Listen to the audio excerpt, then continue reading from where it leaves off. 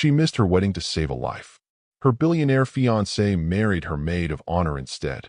Hi, my beautiful story family. Welcome home to Mr. James Stories. Before we step into this world of betrayal and redemption, I want to take a moment just for you. How is your heart doing today? In a world that often demands we choose between our duty and our happiness, it is easy to feel like we are losing pieces of ourselves to please others. If you are feeling unseen, undervalued, or exhausted by the demands of people who do not appreciate your sacrifice, I want to speak a blessing over you right now. May the Almighty grant you the strength to walk away from tables where love is no longer being served. May your kindness never be mistaken for weakness, and may the doors that slam in your face be the very ones that protect you from entering the wrong room. You are worthy, you are significant, and you are loved. If you are with me, drop a heart in the comments to let me know you are safe and ready. Let's begin with love always. The sterile, white light of the surgical prep room was unforgiving, reflecting off the mirror where Dr. Alara Sage stared at a woman she barely recognized. For the first time in 10 years, she wasn't wearing scrubs. She was wearing ivory silk, a custom Gali Alahav gown that had cost more than her first car, with hand-stitched lace that cascaded down her slender frame like a waterfall. It was the happiest day of her life, or at least, that was what the script required her to feel. It was 3:45 p.m. The limousine was waiting at the hospital's loading dock. The ceremony at the Roth estate, a sprawling, gilded fortress on the cliffs overlooking the city, was scheduled to begin in 45 minutes. Alara checked her phone. 3 missed calls from Julian. 7 texts. They are asking where you are. Do not embarrass me, Alara. If you are late, don't bother coming. She exhaled, a shaky breath that fogged the glass. Julian Roth, the heir to the Roth pharmaceutical empire, did not understand the concept of unavoidable delays. To Julian, time was a commodity he bought, not a master he served. He viewed Alara's career as a brilliant cardiothoracic surgeon as a quaint, albeit messy, hobby, one she would be expected to give up the moment she became Mrs. Roth. She reached for her clutch, her fingers brushing the cool silk of the dress. I'm coming, she whispered to the empty room. I'm leaving right now. And then, the sound that haunts every surgeon's nightmares tore through the silence. The overhead speakers crackled. Code blue. Trauma 1. Thoracic rupture. Attendings to the ER immediately. Code blue. Alara froze. Her hand hovered over the door handle. It wasn't her shift. She was technically on leave. There were other doctors, other surgeons, other hands that could hold a scalpel. She took a step toward the door, toward the limousine, toward Julian and the life of ease he had promised her. But then came the shouting from the hallway. He's crashing. BP is 60 over palp. We're losing him. It was the voice of a first-year resident, high-pitched and terrified. Alara knew that fear. She knew that if a thoracic rupture wasn't clamped within minutes, the patient wouldn't just die. They would drown in their own blood. She looked at the phone buzzing in her hand. Julian calling. She looked at the door to the hallway. Integrity is not what you do when everyone is watching. Integrity is what you do when the choice costs you everything. Alara didn't answer the phone. She dropped her clutch. She didn't even have time to unzip the dress. She grabbed a pair of oversized surgical scrubs from the rack, pulling the pants on over the delicate silk, shoving her arms into the blue tunic, and sprinting into the hallway. Gloves, she screamed as she burst into Trauma 1. The silk train of her wedding dress bunched awkwardly beneath the scrubs, invisible to the frantic team, but heavy against her skin. The room was a slaughterhouse. On the table lay a man, a John Doe, his chest heaving, his face obscured by an oxygen mask and severe swelling from the fall he'd taken in a hotel lobby. But the monitors told the real story. His heart was tearing itself apart. Dr. Sage, the resident looked at her, eyes wide. I thought you were getting married. Scalpel, Alara commanded, her voice turning to steel. Open the chest. We have 3 minutes before his aorta dissects completely. But your wedding. A man is dying on this table, doctor. Focus. For the next 4 hours, time dissolved. There was no wedding, no Julian, no guests waiting with champagne. There was only the rhythmic beeping of the monitor, the slick warmth of blood, and the impossible, delicate dance of stitching a human heart back together. The patient, this stranger with no ID and hands calloused from what looked like hard work, fought to die 3 times. 3 times, Alara pulled him back. She worked with a ferocity that frightened the nurses. She clamped, she sutured, she massaged the heart with her own hands, forcing life back into the still muscle. When she finally stepped back, sweat dripping into her eyes, the monitor was holding a steady rhythm. Beep, beep, beep. He's stable, the anesthesiologist breathed, sounding like he didn't believe it. You saved him, Alara. That was impossible. Alara looked at the clock on the wall. 8:15 p.m. The ceremony had started at 4:30 p.m. Reality crashed back into the room with the force of a physical blow. She stripped off her gloves, her hands trembling not from exhaustion, but from dread. She looked down. The surgical scrubs were soaked in crimson, and beneath them, she pulled up the hem of the scrub pants. The ivory silk of her Galialav gown was stained dark red, the blood having soaked through the protective layers. It looked like a massacre. Dr. Sage, you need to change, a nurse said gently.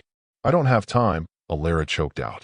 She grabbed her coat, a long, beige trench coat, and threw it over the bloody scrubs and the ruined dress beneath.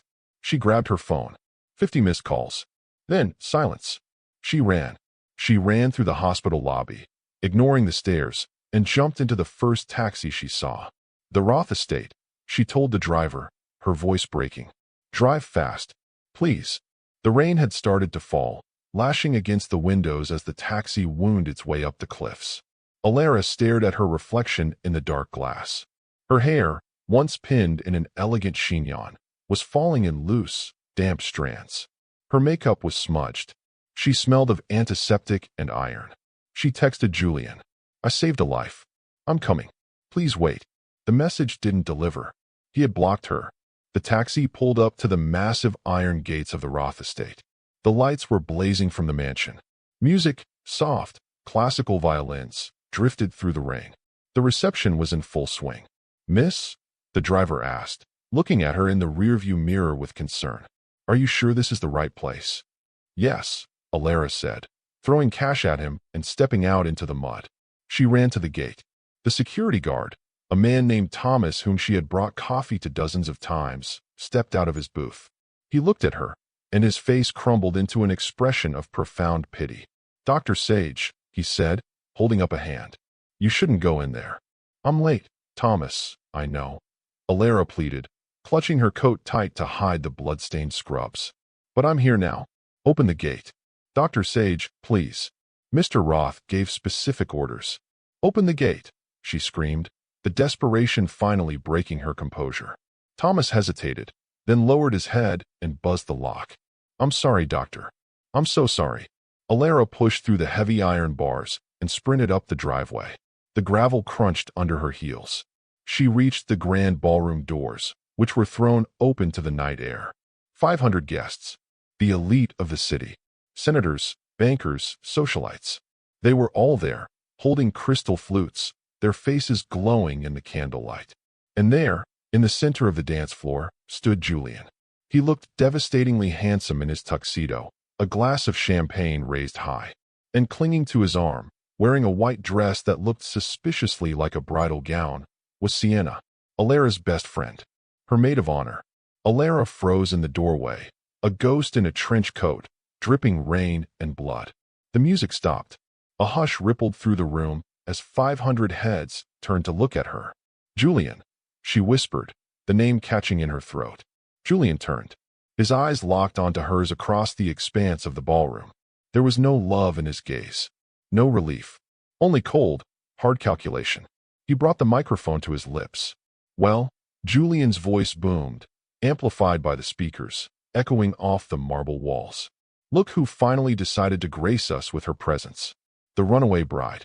I was at the hospital, Alara called out, stepping forward, her voice shaking. I had an emergency. A man was dying. A man is always dying, Alara. Julian yelled back, his face twisting into a sneer. That has always been your excuse. But today was my day. Today was about the Roth legacy. And you chose a stranger over me. I chose a life. And I chose a wife who actually shows up. Julian pulled Sienna closer.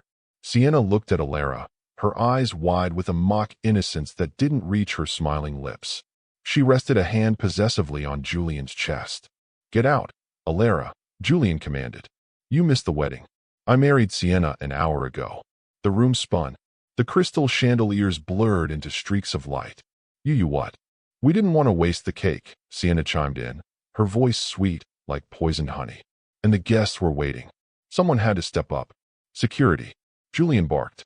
Two large men moved toward Alara. She stepped back, her heel catching on the wet stone. She looked at the crowd.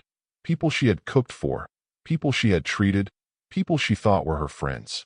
They all stared back with judgment, with amusement, with disdain. She was the surgeon who had saved a life, and they looked at her like she was the garbage. You're making a mistake, Julian, Alara said, her voice quiet now, deadly calm amidst the chaos of her breaking heart. You have no idea what you've done. I replaced a liability with an asset, Julian sneered. Now, get out of my house before I have you thrown out. Alara turned. She didn't fight the guards. She didn't scream. She wrapped her coat tighter around the blood-stained evidence of her sacrifice and walked back into the rain. Her phone buzzed in her pocket.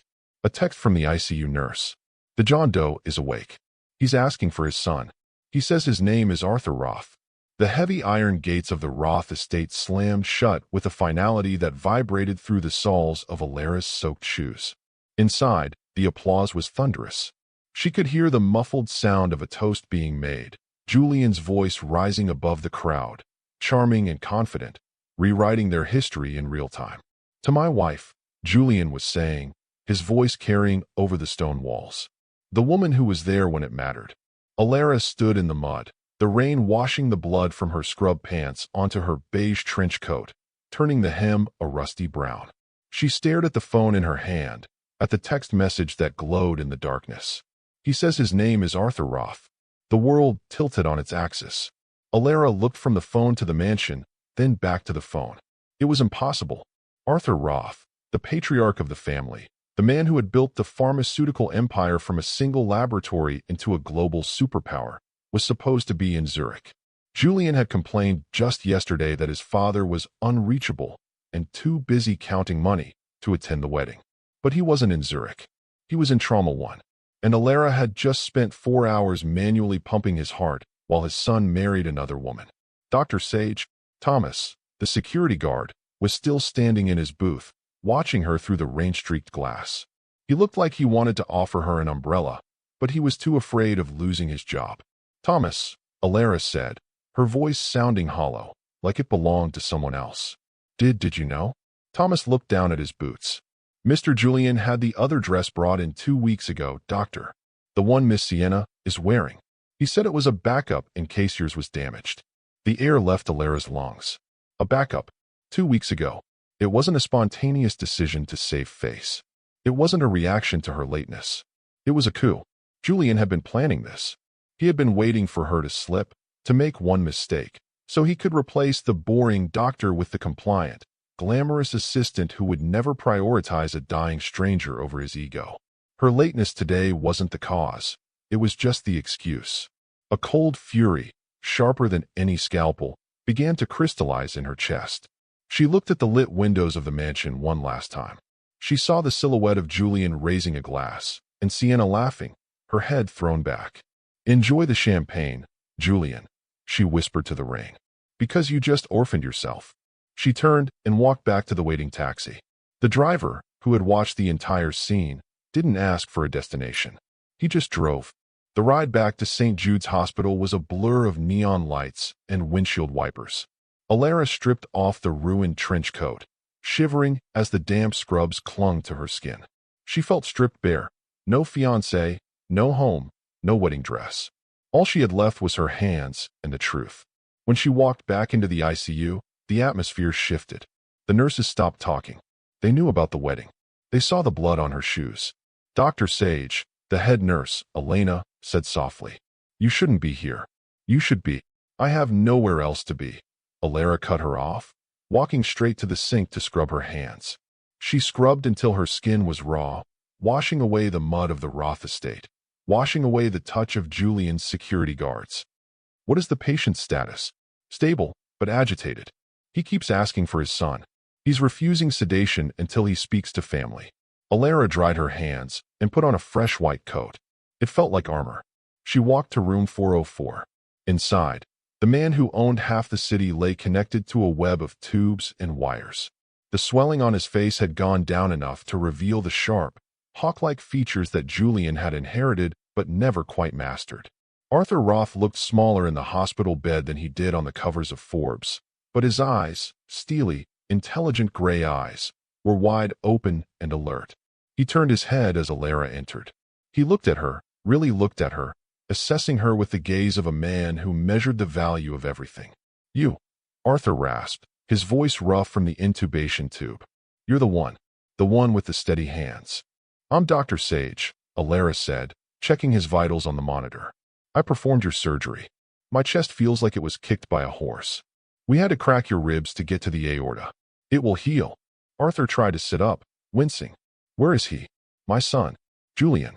I told the paramedics to call him. I told them to tell him I was coming." Alara paused. She looked at the man who could buy and sell the hospital 10 times over. She thought of Julian laughing at the gates. She thought of Sienna's backup dress. She held the power to destroy Julian's happiness in a single sentence. But she hesitated. Not out of mercy for Julian, but out of concern for her patient's heart. "Mr. Roth," she said carefully. "We called him. Multiple times." And Arthur's eyes narrowed. "Is he on his way? Is he in the waiting room?" Alara looked at the heart monitor. 88 beats per minute. "Steady. He isn't in the waiting room, Arthur," she said, dropping the professional title. "Julian is at the Roth estate." "At the estate? What?" Alara took a breath. She reached into her pocket and pulled out her phone.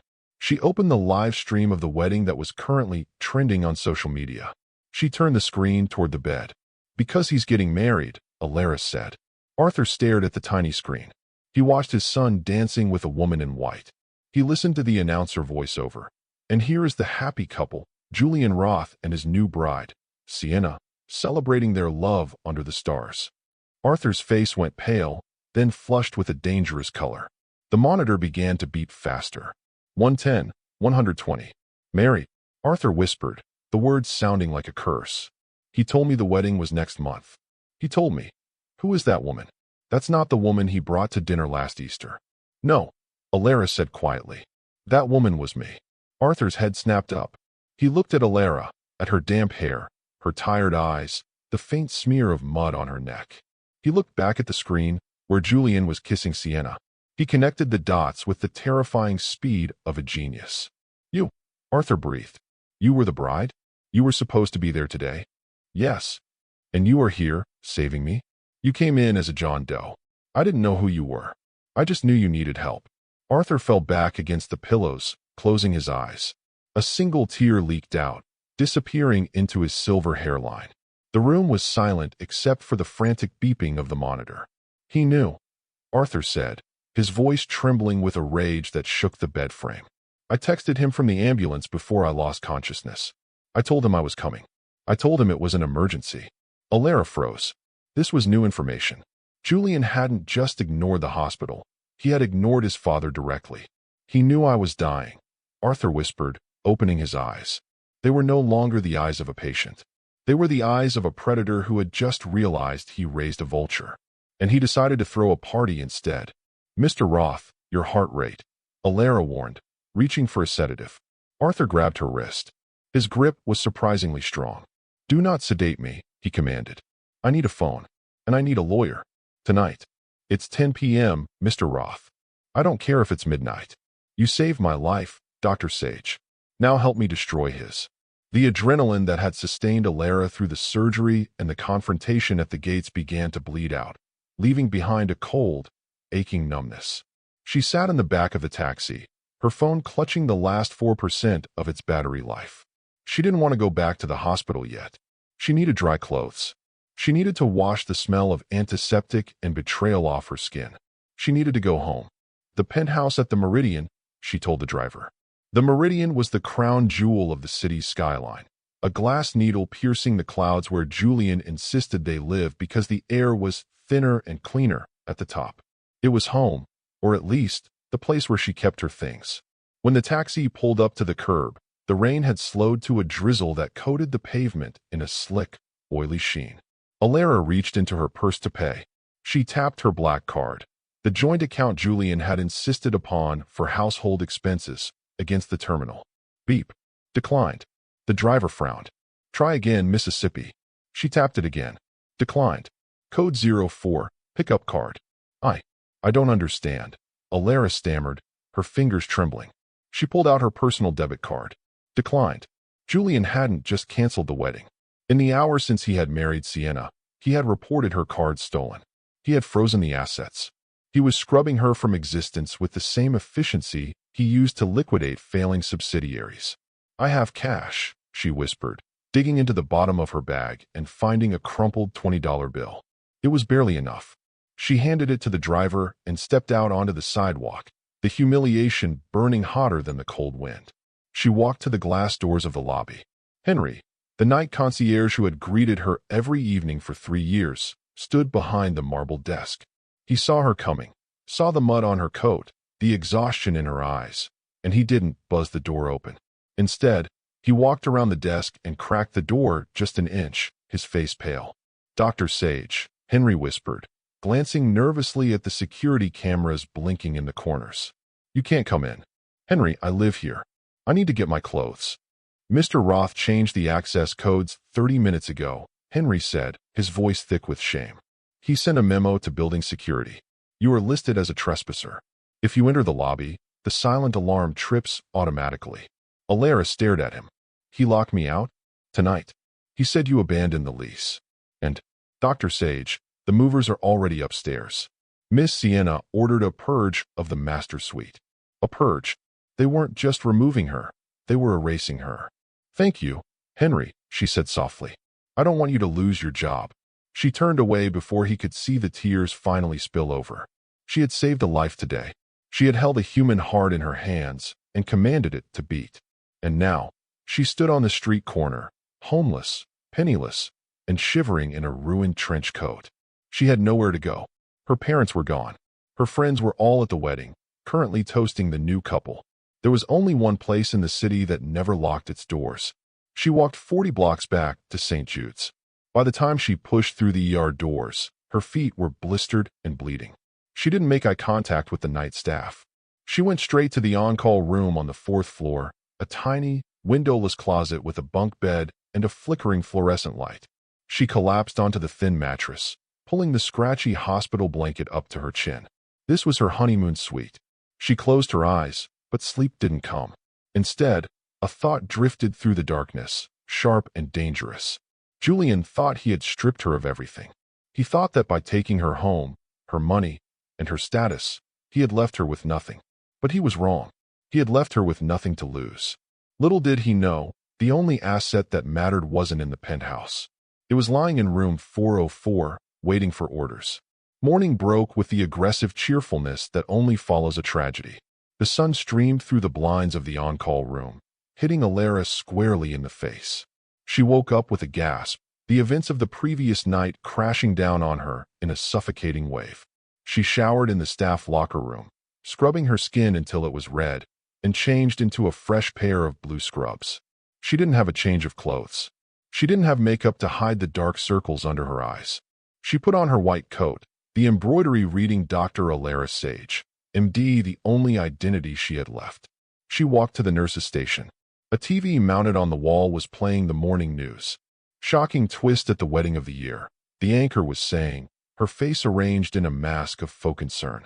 Sources close to the Roth family say that Dr. Alara Sage, known for her intense dedication to her career, got cold feet moments before the ceremony. In a romantic turn of events, Julian Roth married his longtime assistant, Sienna, who stepped in to save the day. The screen cut to a clip of Julian, standing outside the estate this morning, looking ruggedly tired but noble. Alara is a brilliant surgeon, Julian told the cameras, his voice dripping with condescending pity. But she's married to the hospital. I realized I needed a partner who puts family first. Sienna has always been my rock. We ask for privacy as Alara seeks the help she needs. The help she needs. He was painting her as mentally unstable. A workaholic who snapped. Alara's hands curled into fists in her pockets. He was destroying her reputation to protect his stock price. He lies very smoothly, doesn't he? The voice came from behind her. Alara turned. Standing in the doorway of room 404, leaning heavily on an four-pole but upright, was Arthur Roth. Mr. Roth. Alara moved quickly to support him. You shouldn't be out of bed. And you shouldn't be watching that garbage. Arthur grunted, allowing her to guide him back to the bed. The market opens in 20 minutes. That performance was for the shareholders. Arthur looked different this morning. The sedative fog had lifted. The predator was fully awake. He motioned for Alara to close the door and blinds. I need you to do something for me, doctor, Arthur said, his voice low. I can't call a lawyer, Arthur. My phone is dead, and Julian cut off my service. Arthur let out a short, bark-like laugh. Of course he did. Predictable. He thinks if he cuts the supply lines, the enemy will surrender. He reached for the bedside table, where a cheap burner phone, one he must have bribed a night nurse to buy, sat waiting. I have already spoken to my personal counsel in Zurich, Arthur said. They are drafting the paperwork now, but I need eyes on the ground. I need to know what he's doing before he does it. He's liquidating assets, Alara said, the realization hitting her. That's why he needed the wedding to happen. The merger with the Tanaka Group was contingent on him being a stable family man by the end of the fiscal quarter. That's tomorrow. Arthur's eyes sharpened. You know the business? I listened, Arthur. For 3 years, I sat at dinners where Julian talked about nothing else. He needs the CEO title to stop the bank from recalling the loans on his side ventures. He's leveraged to the hilt. Arthur leaned back, a cruel smile playing on his lips. So he thinks he's the king. He thinks his father is missing in Europe, and his ex-fiancée is a helpless stray. He thinks he won, Alara said. Then let him think it, Arthur commanded. For now, I am dead to the world. No one knows I am here except you and the nursing staff, whom I have already paid triple their annual salaries to sign non-disclosure agreements. He held out the burner phone to Alara. Take this. You are no longer just my doctor, Alara. You are my proxy. Julian will try to bury you. He will try to take your license, your reputation, and your dignity. Arthur paused, his gray eyes locking onto hers with terrifying intensity. But he forgot one thing. He forgot to check who was holding the scalpel. Alara took the phone. It felt heavy in her hand, a weapon disguised as technology. What is the first move? She asked. Go to the bank, Arthur said. Not to withdraw money, to deliver a message. Julian will be trying to access the family trust today to pay for his new wife's ring. I want you to be the one to decline the card. The silence in the ICU was heavy, broken only by the rhythmic hiss of the ventilator in the next bay and the steady, synchronized beeping of Arthur Roth's heart monitor. Alara stood at the foot of the bed, her hands deep in the pockets of her white coat, watching the man who held the keys to the city. He looked different without the Armani suit and the boardroom lighting. He looked mortal. The swelling around his jaw had receded, revealing the sharp, aristocratic bone structure that Julian had inherited but lacked the character to carry. Arthur's eyes were open, staring at the ceiling tiles with a terrifying clarity. Dr. Sage, he rasped, his voice sounding like gravel grinding against glass. You're hovering. I detest hovering. I'm monitoring, Arthur, Alara corrected gently, stepping closer to check the drainage tube in his chest. Your heart stopped twice yesterday. You don't get to dictate the terms of your recovery. Arthur tried to shift, wincing as the sternal wires holding his chest together pulled tight. I need my phone. I need to call my son. He must be frantic. Alara froze. Her hand hovered over the chart. The moment had arrived, the choice between protecting her patient's heart and honoring his right to the truth. She looked at the time, 7 a.m. The morning news cycle was already in full swing. Mr. Roth, Alara began, her voice steady but quiet. We need to talk about Julian. Is he here? Arthur's eyes darted to the door. Did he fly in?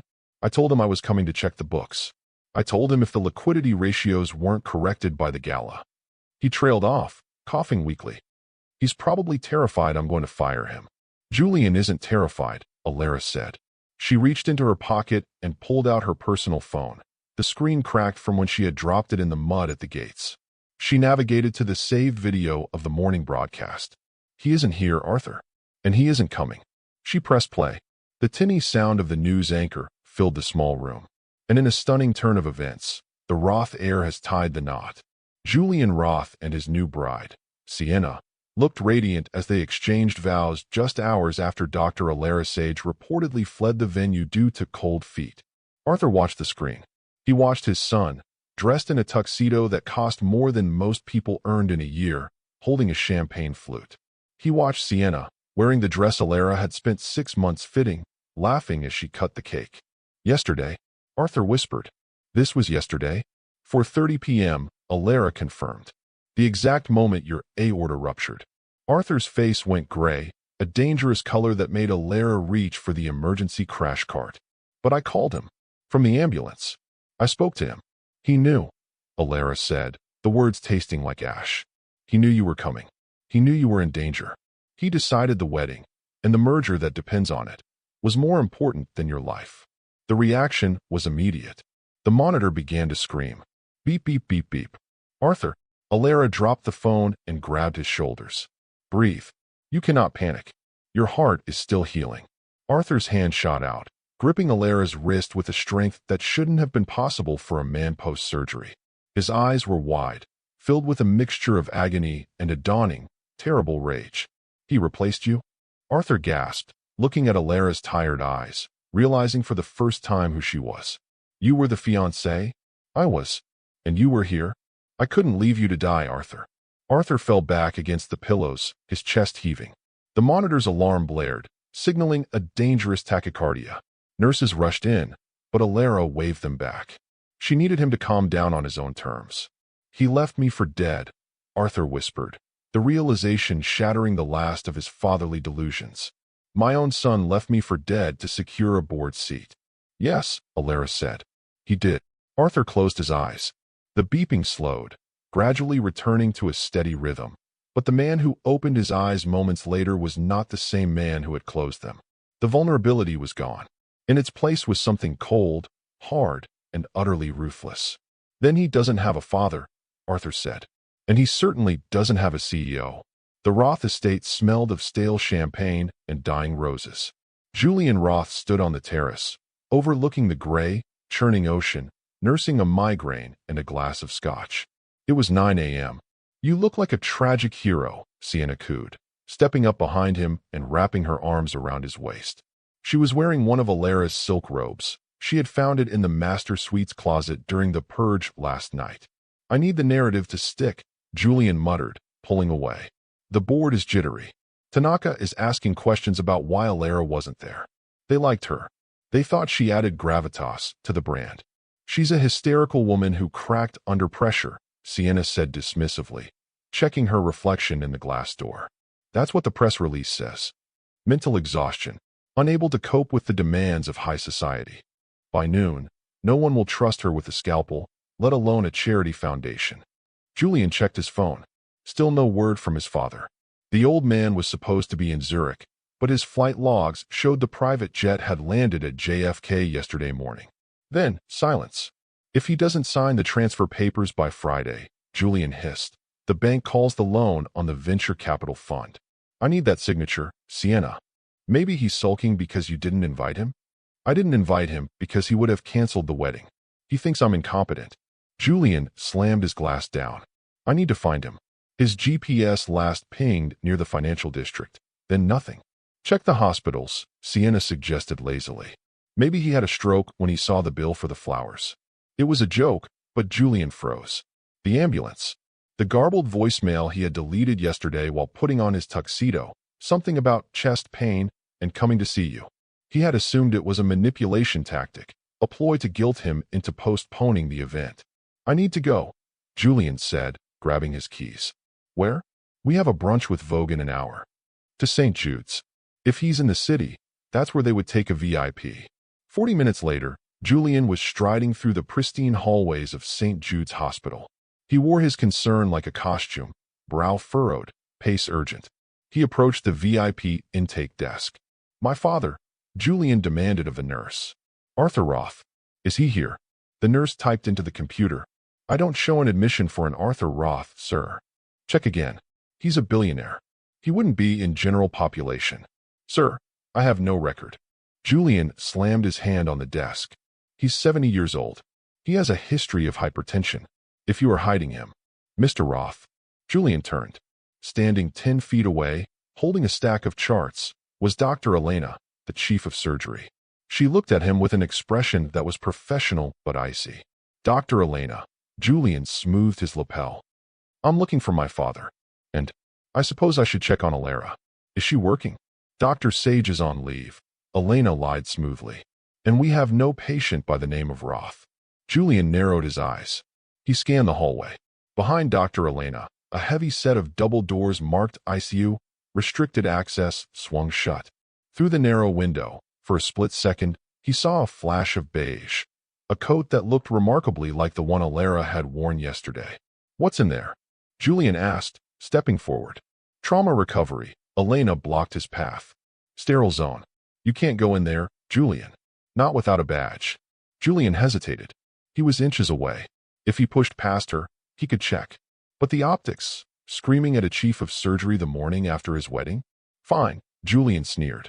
Tell Alara to pick up her phone. Her lawyers will be hearing from mine about the breach of contract regarding the venue costs. He turned and walked away, his Italian leather shoes clicking on the linoleum. Inside the ICU, behind the double doors, Alara pressed her back against the wall, her heart hammering against her ribs. She watched Julian's silhouette retreat down the corridor. That was close, she whispered. Too close. Arthur's voice came from the bed behind her. He's desperate. A desperate man is sloppy. Alara moved Arthur to a private isolation room in the old wing of the hospital, a section slated for renovation that was currently empty. It didn't have the luxury of the VIP suite, but it had anonymity. He thinks you're missing, Alara said, adjusting the pillows. He checked the flight logs. He knows you're in the city.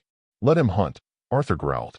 He was sitting up now, reviewing a document Alara had printed from the hospital library's computer. It wasn't medical paperwork. It was a medical proxy and durable power of attorney. You understand what this means, Arthur? Alara asked. If you sign this, I become your voice. I control your medical decisions, your location, and, temporarily, your estate's emergency protocols. I trust you, Arthur said, looking at her. You held my heart in your hands, and you didn't let go. That is more loyalty than my son has shown in 30 years. He took the pen. His hand shook slightly, not from weakness, but from the weight of what he was about to do. He signed his name, Arthur J. Roth. Now, Arthur said, handing the paper back. The second document. Alara handed him the burner phone. The bank app is open. Biometric bypass is enabled. Arthur navigated the screen with surprising speed. The bank thinks I am unavailable. My accounts are flagged for suspicious activity because I missed my check-in call this morning. Julian will try to override that flag using his status as the heir apparent. He needs the signature to release the liquidity for the loans, Alara said. He needs my signature, Arthur corrected, or the signature of my appointed proxy. He pressed a button on the screen. A confirmation message flashed, proxy authorized, Dr. Alara Sage. Accounts frozen pending review. It is done, Arthur said, a grim satisfaction settling over his features. The moment he tries to move a single cent, the system will lock him out and demand your authorization. Across the city, in the penthouse Alara had been evicted from 12 hours ago, Julian was screaming. What do you mean access denied? He yelled into his phone, pacing the marble floor of his office. I am the COO of the company. It's a simple transfer. I'm sorry, Mr. Roth. The banker's voice trembled on the line. The account has been flagged by the primary holder. A freeze has been placed on all outgoing transfers greater than $5,000. Who placed the freeze? Julian demanded. My father is unreachable. It wasn't your father, sir. It was his newly appointed power of attorney. Julian froze. Power of attorney? He doesn't have one. Who is it? Tell me the name. I can't disclose that over the phone, sir. But the notification says all inquiries must be directed to the trustee. Julian threw the phone against the wall. It shattered, glass skittering across the floor to where Sienna sat, filing her nails. Trouble in paradise? She asked, not looking up. Someone blocked the accounts. Julian breathed, his face pale. Someone got to him. Someone knows. Little did he know, the person holding the keys to his kingdom wasn't just some lawyer in a high-rise. It was the woman whose life he had tried to erase, sitting on a plastic chair in a hospital room, preparing for war. The rain had finally stopped, leaving the city scrubbed clean and smelling of wet asphalt and ozone. But inside the penthouse lobby of the Meridian, the atmosphere was thick with the scent of expensive perfume and malice. Alara stood by the service elevator, her white coat buttoned high to hide the scrubs she had been wearing for 36 hours. She watched as two men in blue coveralls carelessly tossed black trash bags onto a dolly. "Careful with that," one mover grunted to the other. "It sounds like glass." It was glass. Specifically, it was the framed diploma from Harvard Medical School that Alara had worked 18-hour days for 4 years to earn. Now, it was just debris in Julian Roth's new life renovation project. "Dr. Sage," Henry the concierge whispered, looking like he wanted to disappear into his marble desk. "I tried to stop them. They said." "It's fine, Henry," Alara said, her voice devoid of emotion. She wasn't looking at the trash bags. She was looking at the woman standing by the private elevator doors, supervising the destruction with a clipboard in hand. Sienna. She wore a cashmere lounge set that cost more than a nurse's monthly salary, and on her finger sat a diamond the size of a quail egg. Alara recognized the stone. It was the Roth family heirloom, the one Julian had promised Alara he would retrieve from the vault once the insurance was sorted. Apparently, the insurance cleared faster for mistresses than for doctors. Alara walked over. The movers paused, sensing the sudden drop in temperature. "You missed a spot," Alara said quietly. Sienna turned, a flicker of surprise crossing her perfectly made-up face before she masked it with a pitying smile. "Alara, I thought you were institutionalized. Julian said you were resting at a facility." "I'm sure Julian says a lot of things," Alara replied. "I'm here for my personal effects. Specifically, the ring box on the nightstand. It contains my grandmother's engagement ring. It has no monetary value to you, but it means everything to me." Sienna laughed, a tinkling, artificial sound. "Oh, sweetie, everything in the penthouse is considered property of the leaseholder. And since Julian signed the lease." She held up her left hand, flashing the massive Roth diamond. "Besides, I think I deserve a little compensation for the stress you caused us yesterday. Think of it as a severance package." Alara stared at her. She saw the insecurity beneath the cashmere, the desperate need to own things to prove she existed. Sienna thought she had won the lottery, unaware she had just bought a ticket to the Titanic.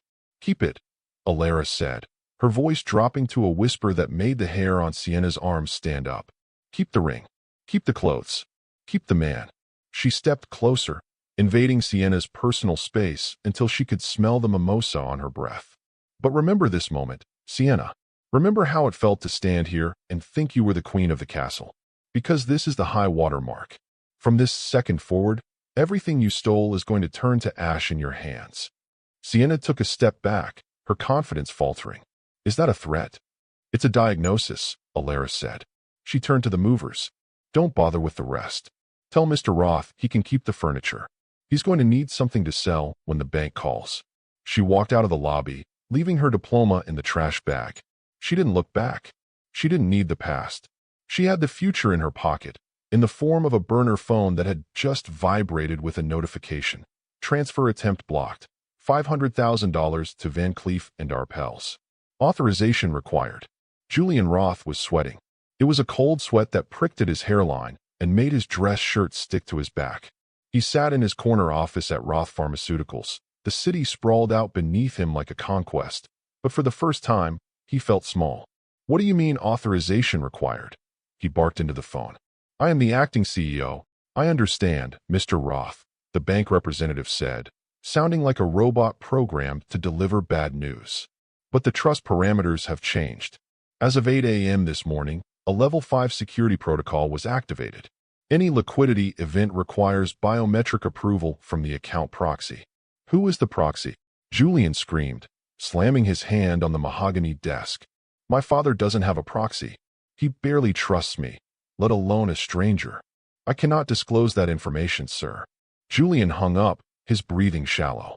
He looked at the calendar. Tanaka merger, 48 hours. If the merger went through, he would get a payout of $40 million, enough to cover the gambling debts, the bad real estate bets, and the hush money he'd been paying to his former assistant for the last 2 years. But to close the merger, he needed to show solvency. He needed to pay the vendors for the wedding. He needed to buy Sienna the jewelry he had promised her to keep her happy and quiet. He opened his laptop and pulled up the internal company directory. He tried to access the legal department's vault, looking for his father's old power of attorney documents. Maybe he could forge an update. Maybe he could backdate a signature. Access denied. User level insufficient. What is happening? He whispered. He stood up and poured himself a drink, his hands shaking. He had always believed that money was infinite, a tap that he could turn on whenever he wanted. He had never considered that someone else controlled the plumbing. His office door opened. It was his personal attorney, Marcus, looking pale. "Julian, we have a problem," Marcus said, not bothering to sit. "The bridge loan for the venture fund? The lender just called. They're exercising the material adverse change clause." "On what grounds?" "On the grounds that the chairman, your father, is missing. They saw the news reports about the wedding. They know he wasn't there. They're spooked, Julian. They want the principal back. Today." "How much?" "12 million. Julian laughed, a hysterical, jagged sound. "I don't have 12 million liquid. I spent 3 million on the wedding alone." "Then you need to find Arthur," Marcus said grimly. "Or you need to find whoever he appointed as his proxy. Because if that money isn't wired by 5 p.m., they start seizing collateral." "The collateral is my stock," Julian whispered. "Exactly. If they seize it, you lose the majority vote. The board will fire you before the merger even hits the table." Julian stared out the window. He was trapped. He had played a game of chess thinking he was the king, only to realize he was just a pawn who had sacrificed his queen. Little did he know, the queen was currently sitting in a hospital cafeteria, eating a stale bagel and watching his credit score plummet in real time. Desperation breeds creativity, but panic breeds mistakes. By noon, the rumors of the Roth financial instability had started to leak onto Twitter. Hashtag Roth collapse was trending, right below hashtag runaway bride.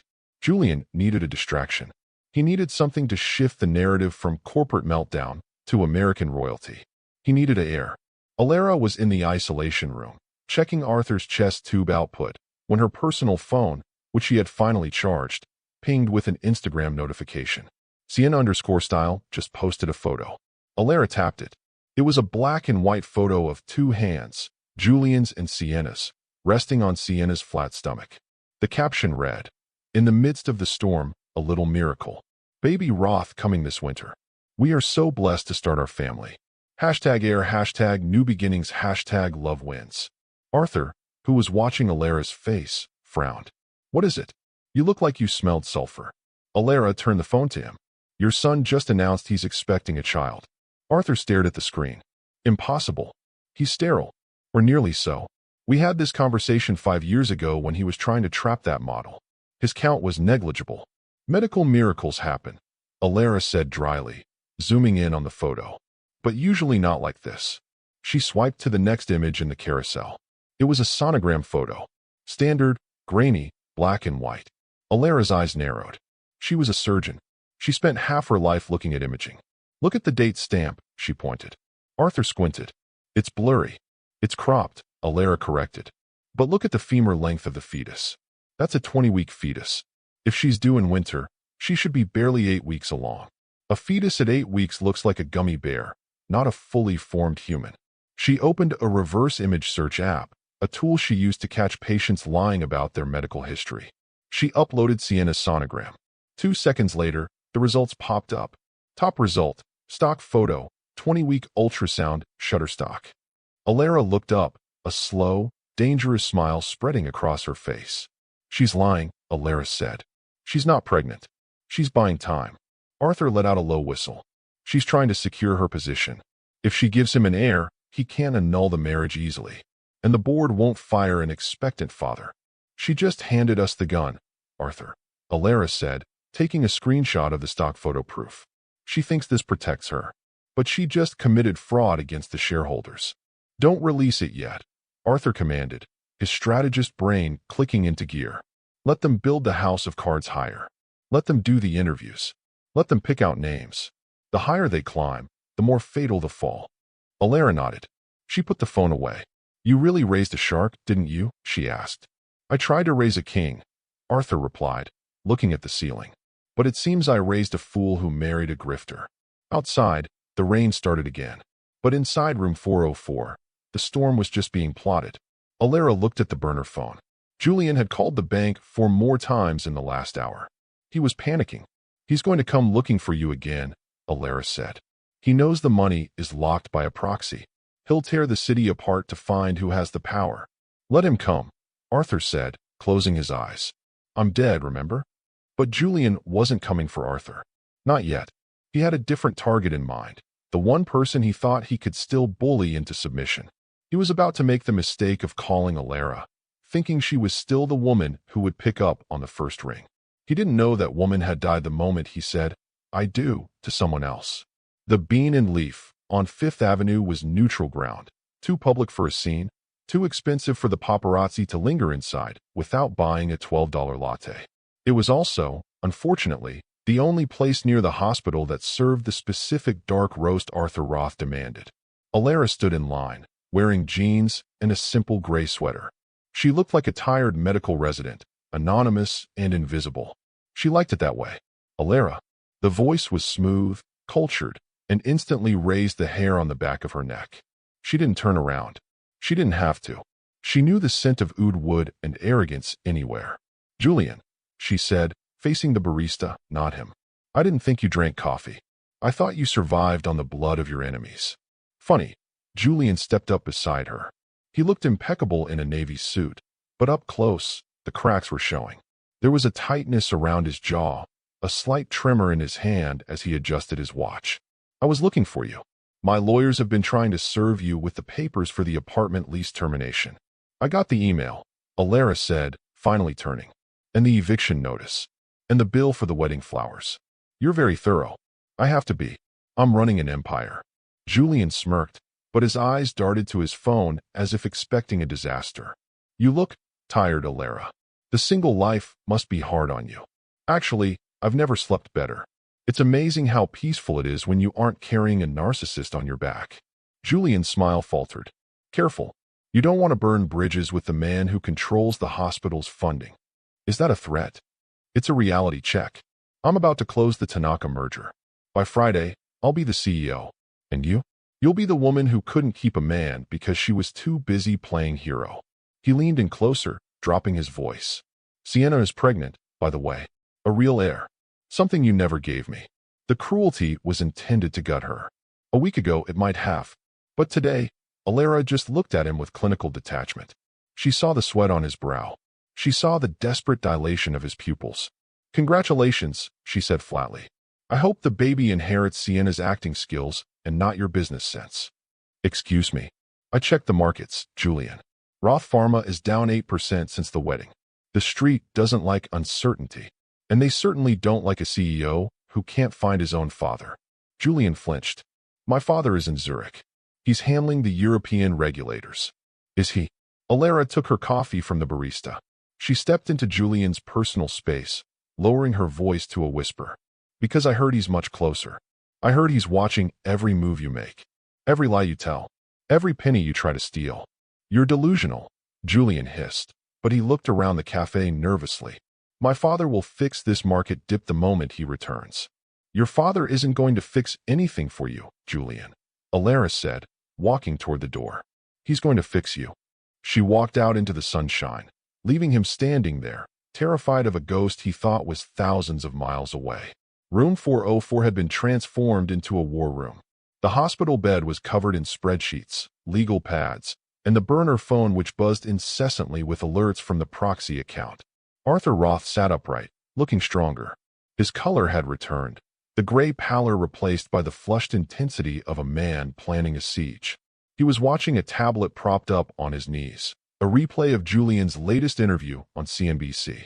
My father has full confidence in my leadership, Julian was saying on the screen, his smile tight. This transition has been planned for years. Arthur paused the video. He has a tell, he murmured. Whenever he lies, he touches his left cufflink. He's done it 4 times in 2 minutes. Alara sat in the chair beside the bed, changing the dressing on his chest incision. He's panicked, Arthur.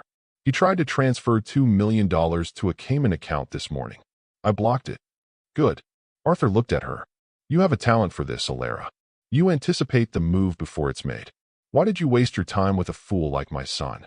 I thought I could save him, Alara admitted quietly. I thought if I loved him enough, he would become the man he pretended to be. You can't save people who don't want to be saved, Arthur said, his voice heavy with regret. I spent 30 years trying to mold him. I gave him the best schools, the best tutors, the best opportunities. And in the end, he is just a child playing dress-up in my clothes. He looked down at his hands, hands that had built a dynasty from nothing. I have no heir, Arthur whispered. If I die today, it all goes to him. The company, the foundation, the legacy. He will sell it off piece by piece to buy admiration from strangers. You aren't going to die today, Alara said firmly, taping the gauze. No, but I need to ensure that when I do, he gets nothing. Arthur reached for a stack of brown paper napkins from his lunch tray. He grabbed a pen. What are you doing? A holographic will, Arthur said, writing furiously. Handwritten. Dated. Signed. In the state of New York, it is legal if proven to be the decedent's handwriting and intent. I'm drafting a codicil to my estate plan. Alara watched as the billionaire scribbled on the napkins. I, Arthur J. Roth, being of sound mind, hereby revoke all prior bequests to my son, Julian Roth. I declare him unworthy of the trust placed in him. He paused, the pen hovering over the paper. Who will you leave it to? Alara asked. Arthur looked up at her. His eyes were soft, a stark contrast to the steeliness of his business persona. To the person who saved the creator of the empire, he said. To the only person in this city who didn't ask me for a dime. He wrote a name. Trustee, Dr. Alara Sage.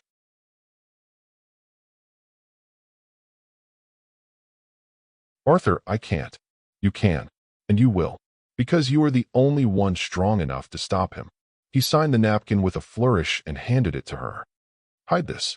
If anything happens to me, if he finds me, if he tries to declare me incompetent, this napkin is your shield.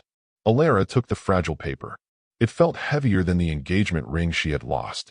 It was a declaration of war. The courier arrived at the hospital at 2 p.m. He carried a thick envelope marked confidential, legal. Alara met him in the lobby. She knew what it was. Julian had texted her an hour ago. I found your grandmother's ring. Sienna was going to pawn it, but I saved it. I'm willing to return it. But I need assurances you won't speak to the press about the misunderstanding at the wedding. Misunderstanding. He called abandoning her at the altar a misunderstanding. She opened the envelope. It was a non-disclosure agreement. Standard boilerplate, but aggressive. It barred her from discussing the wedding, the breakup, Julian's finances, or any private matters regarding the Roth family in perpetuity. The penalty for breach was $5 million. Alara took the elevator up to the hospital library. She scanned the document. Then, she pulled out her laptop. He wants silence, she whispered to herself. I'll give him silence. She retyped the final page of the agreement. She kept the font identical. She kept the margins precise. But in paragraph 14, subsection C, buried in a wall of text about liquidated damages, she changed 3 sentences. Original. The signee agrees to forfeit all claims to Roth estate assets. Revised. The signee retains full rights to any assets gifted, transferred, or assigned by the primary grantor, Arthur J. Roth, superseding any prior marital claims. It was subtle. To a panicked man skimming for a signature, it looked like standard legal jargon. But legally, it acknowledged her right to accept gifts from Arthur, like, for example, the trusteeship of the entire company. She printed the page and swapped it into the stack. She met Julian an hour later at his office. He wouldn't let her up. He made her wait in the lobby like a courier. When he finally came down, he held a small velvet box. Sign, Julian said, thrusting the pen at her. And you get the ring. You didn't even read it, Alara noted, feigning hesitation. It's a standard NDA, Alara. I have a merger to close. Do you want the ring or not? Alara looked at the box. Her grandmother had smuggled that diamond out of Europe during the war. It was the only thing she had left of her family history. I want the ring, she said softly. She signed the document. Julian snatched it back, flipping to the last page. He didn't read the text. He just looked for her signature. Satisfied, he signed his name on the line below hers. Julian Roth, CEO. There, he smirked, tossing the velvet box at her. Now you disappear. If you say one word to the press, I'll sue you for every penny you'll ever earn. I won't say a word, Julian, Alara said, clutching the box. I won't have to. She walked out of the building. Julian watched her go, clutching the document that he thought was his shield.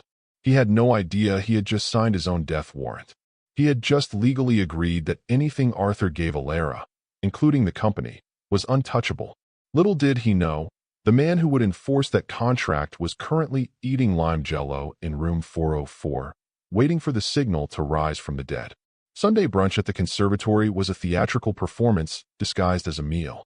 It was the place where the city's elite went to be seen, to gossip, and to judge the net worth of their neighbors based on the vintage of champagne on their table. Alara sat at a small, obscured table near the kitchen doors. She wasn't there for the lobster Benedict. She was there because Arthur had received an alert that the corporate credit card, the one Julian had barely managed to unlock for hospitality expenses, had just been swiped for a table of 12.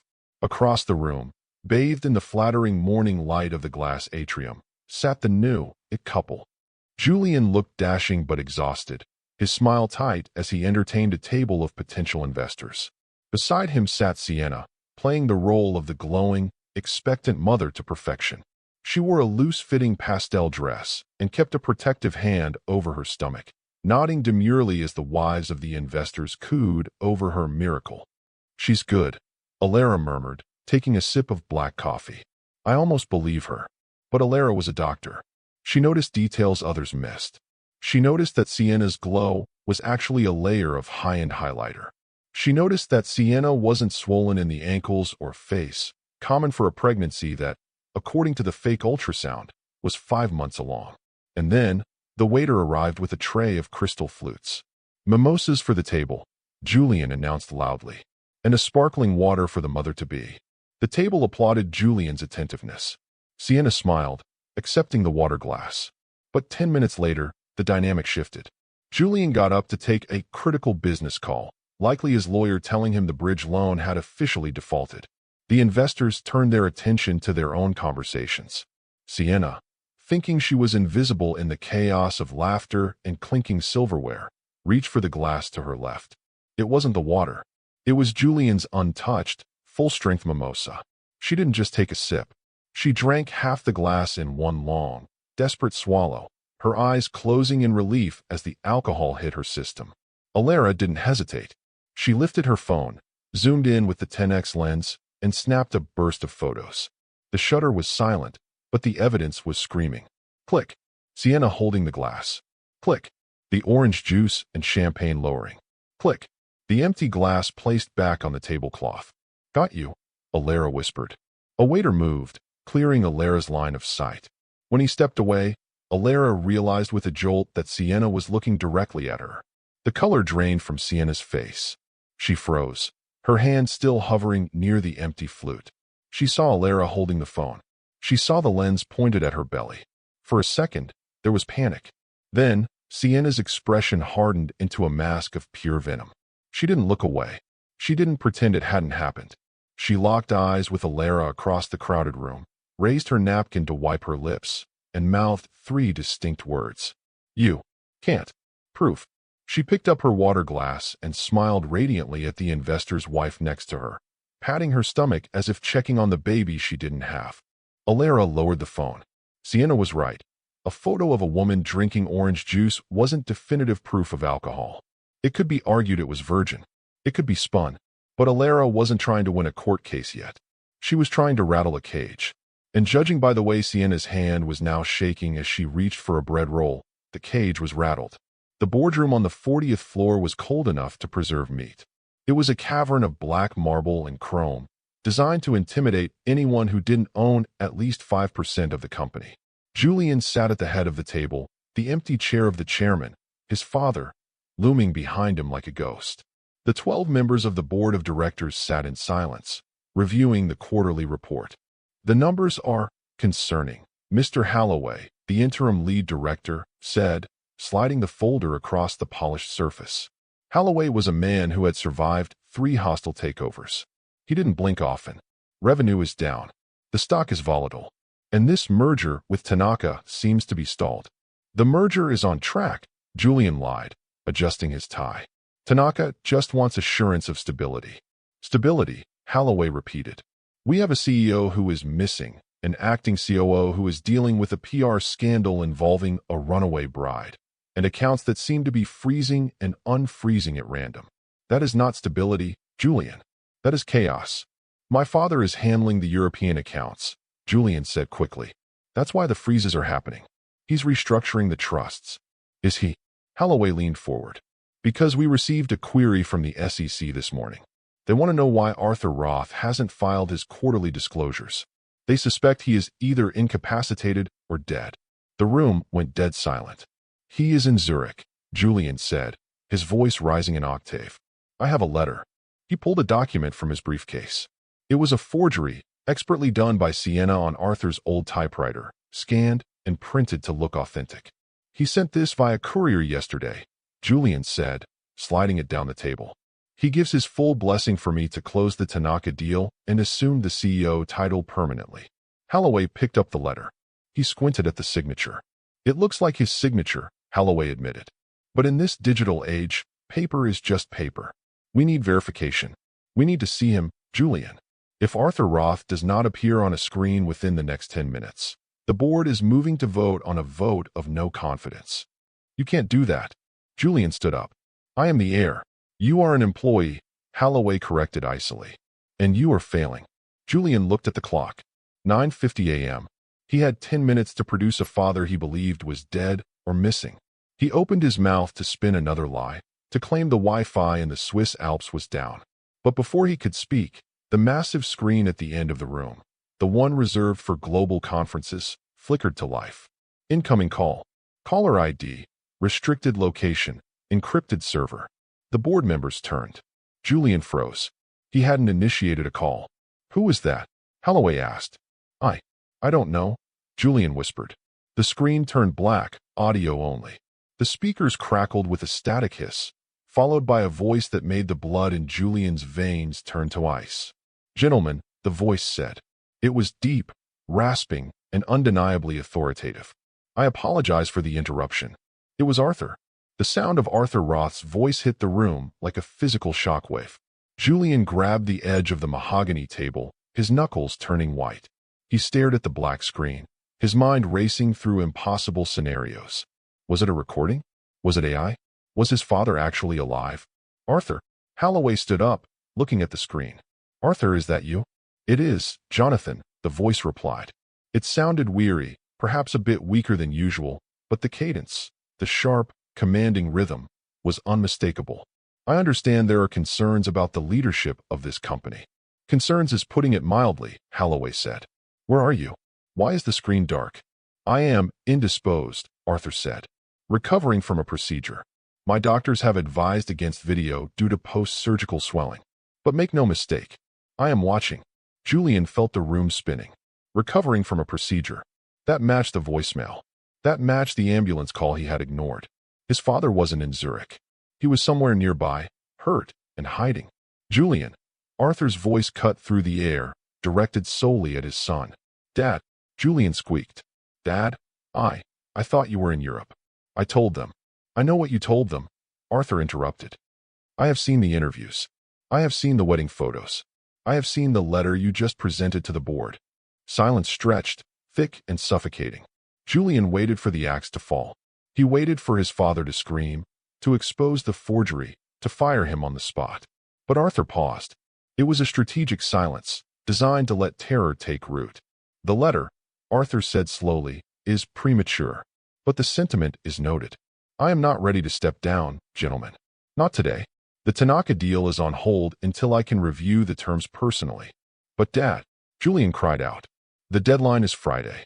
If we don't sign, the stock will crash. Then let it crash, Arthur said coldly. Better to rebuild from rubble than to build on a foundation of lies. I will be in touch. Do not make any major moves without my explicit, verbal authorization. Is that clear?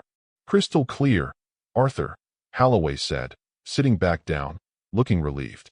And Julian? Yes, sir. Fix your mess. Or I will fix it for you. The call cut. The screen went dead. Julian stood there, trembling. He had survived the vote of no confidence, but he had lost control. The Tanaka deal, his golden parachute, was frozen. And his father knew. His father knew everything. Well, Holloway said, closing his folder. You heard the chairman. Meeting adjourned. The board members filed out, leaving Julian alone in the cold, silent room. He pulled out his phone and dialed Sienna. He's alive, Julian whispered, pacing the room. He's alive, he's watching us, and he just tanked the merger. Where is he? Sienna asked. I don't know, but he sounded weak. He sounded like he was in a hospital bed. If the merger is dead, Julian, how do we pay the loan? How do we pay the mortgage on the estate? Julian looked out the window at the city skyline. He felt the walls closing in. He had to act fast. If he couldn't get the money from the merger, he had to get it from somewhere else. Somewhere his father couldn't see. Liquidity, Julian said, his eyes wild. We need cash. Tonight. How? The art collection, Julian said. The vintage cars in the garage. The Hampton house. We sell it all. Fast. Cash only. No paper trails. Julian, that's embezzlement. That's theft. It's not theft if I inherit it anyway. Julian screamed. Call the private broker. Tell him we're having a fire sale. Everything goes. Tonight. He hung up, thinking he had found a loophole. He didn't realize that by selling the assets in a panic, he wasn't saving himself. He was feeding the shark. Little did he know, the buyer on the other end of the private broker's line wasn't an anonymous collector. It was a shell company registered to an address that no longer existed, funded by the very accounts he couldn't access. The trap was set, and Julian had just walked right into it. Panic is a powerful solvent. It dissolves logic, caution, and legacy in seconds. By 8 p.m., the Roth Estate garage, a climate-controlled sanctuary usually reserved for silent admiration, was a hive of frantic, hushed activity. Julian stood in the center of the polished concrete floor, barking orders into a phone while a team of private transport specialists loaded a 1962 Ferrari 250 GTO onto a flatbed truck. I don't care about the provenance paperwork, Julian shouted, his voice echoing off the steel beams. I want the cash wire tonight. 50 cents on the dollar if you have to. Just move it. Sienna stood by the door, hugging her cashmere cardigan tight against her body. She watched as they wheeled out the Basquiat painting that had hung in Arthur's study for 20 years. It was wrapped in bubble wrap, treated like common cargo. Julian, she whispered, stepping forward. That painting. Arthur loved that painting. He bought it the year he took the company public. Arthur isn't here. Julian snapped, not looking at her. And if we don't raise $8 million by morning, neither are we. The bank is circling, Sienna. They smell blood.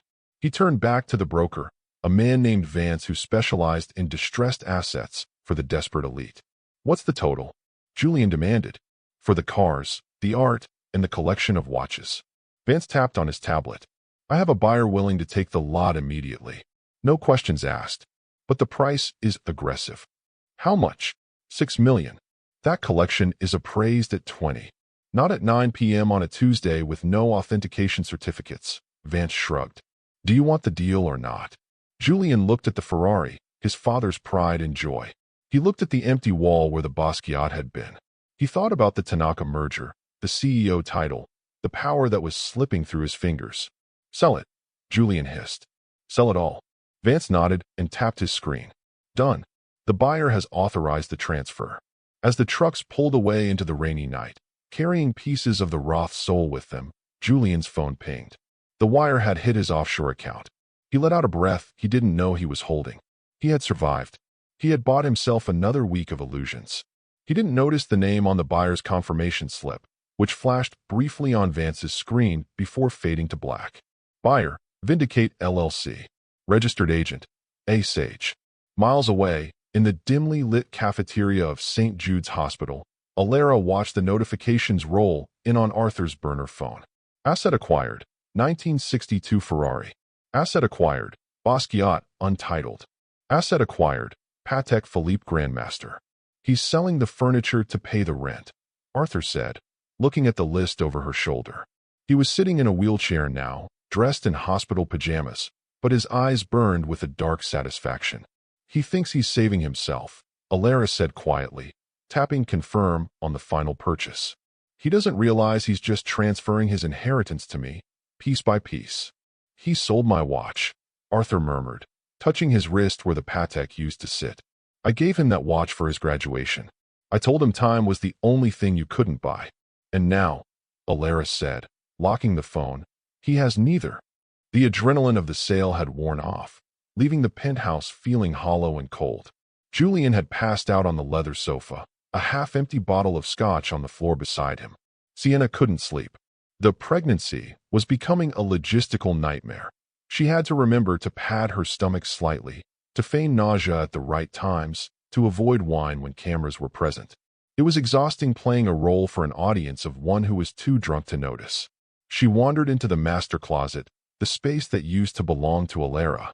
It was filled with Sienna's clothes now, but the ghost of the previous occupant lingered in the scent of lavender sachets tucked in the drawers. She saw Julian's tuxedo jacket from the wedding night, draped over a valet stand. He hadn't worn it since. It was crumpled, a stain of caviar on the lapel. "Sloppy," she muttered, picking it up to send to the dry cleaner. As she smoothed the fabric, she felt something stiff in the interior pocket. She reached in. It wasn't a receipt or a handkerchief. It was a plastic wristband. Sienna frowned, pulling it out under the harsh closet lighting. It was a hospital visitor pass. Standard issue. St. Jude's Medical Center. She turned it over. The timestamp was printed in thermal ink. Visitor, Julian Roth.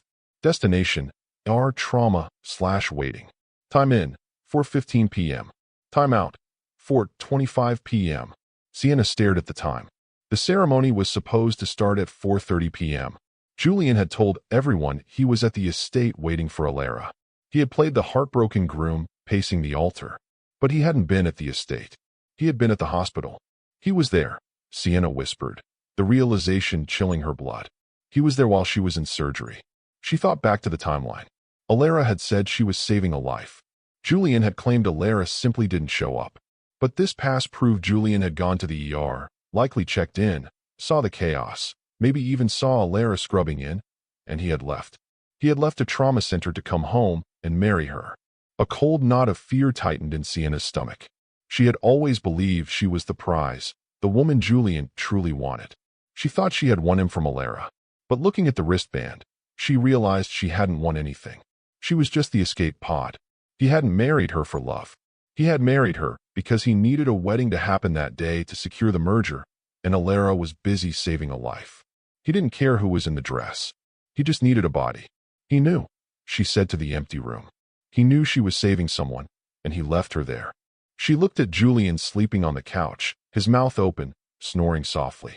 For the first time, she didn't see a billionaire prince. She saw a monster who would discard her the moment she became inconvenient, just like he had discarded Alara. She shoved the wristband into her lingerie drawer, beneath a stack of silk lace. It wasn't love that kept her quiet. It was leverage. And in the Roth family, leverage was the only currency that held its value. The monitors in room 404 screamed at 3 a.m. Alara was awake instantly, springing from the cot she had set up in the corner. Arthur was thrashing in the bed, his face slick with sweat, his hand clutching his chest. "V-fib," she shouted to the night nurse who burst through the door. "Grab the crash cart. Charge to 200. For 10 terrifying minutes, the room was a blur of controlled chaos. Alara worked with the precision of a machine, administering epinephrine, watching the rhythm on the screen, holding Arthur's hand when the shock wasn't enough. "Come on, Arthur," she commanded, her voice fierce. "You didn't survive a rupture to die of an arrhythmia. Come back." Finally, the chaotic squiggles on the monitor smoothed into a steady, albeit fast, rhythm. Beep, beep, beep. Arthur gasped, his eyes flying open. He looked at Alara, terror fading into exhaustion.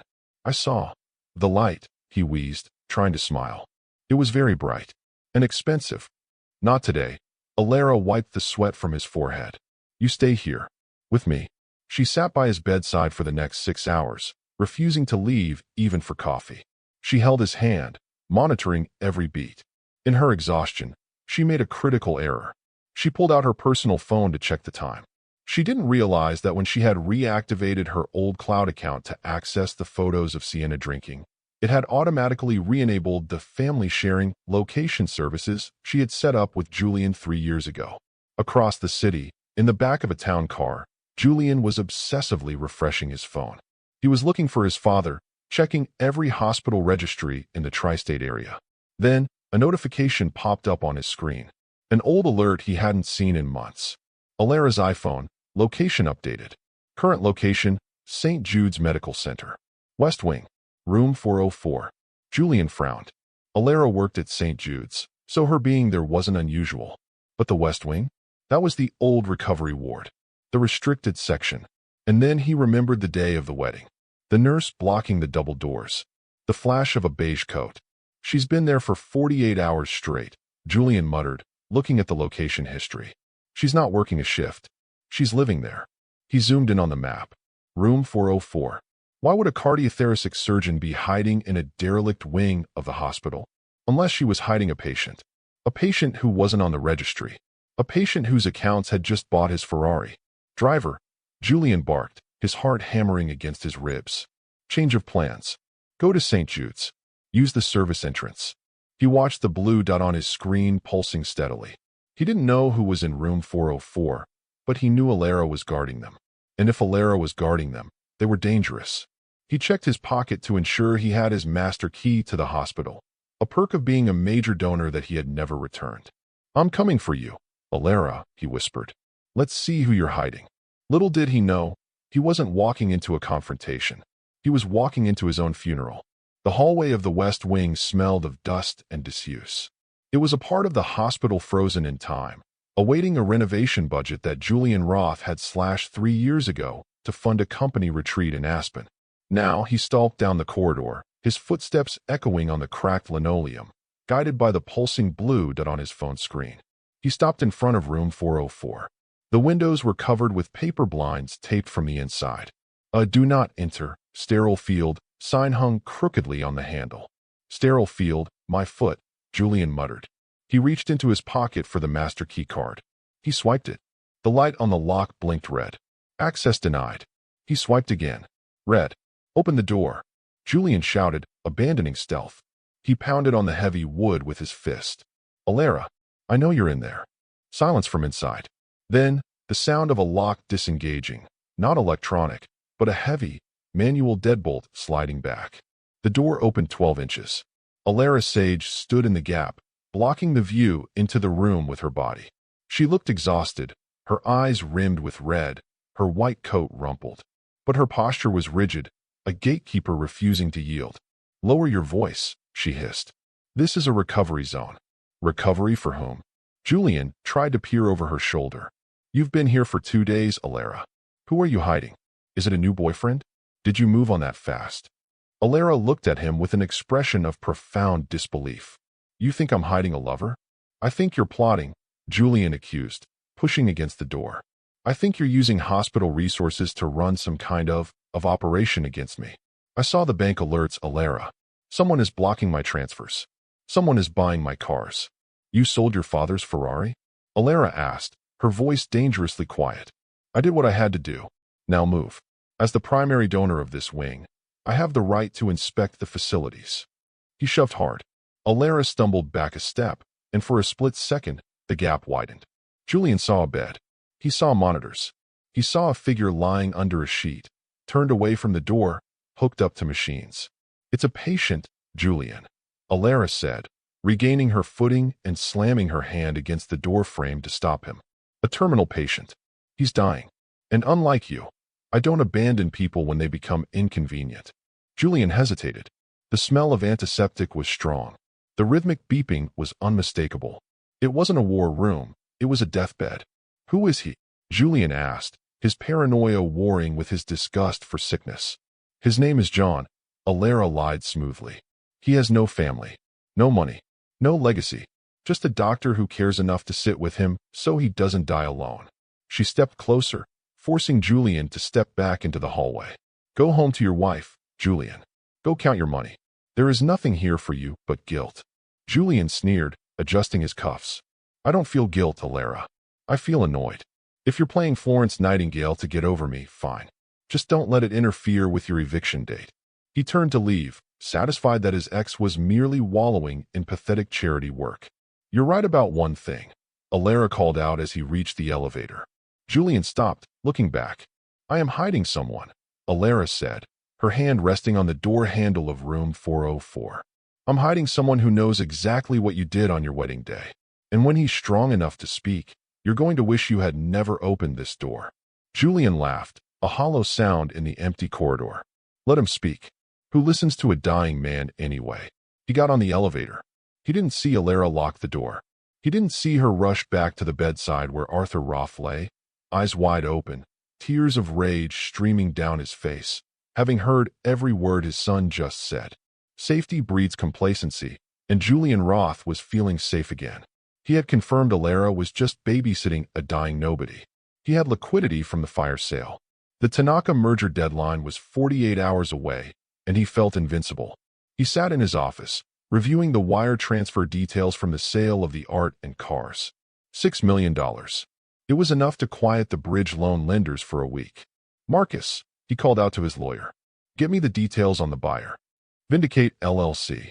I want to send them a thank you note. Maybe sell them the Hamptons house next. Marcus, looking pale and overworked, tapped on his tablet. I ran the corporate trace this morning, Julian. It's a standard Delaware shell.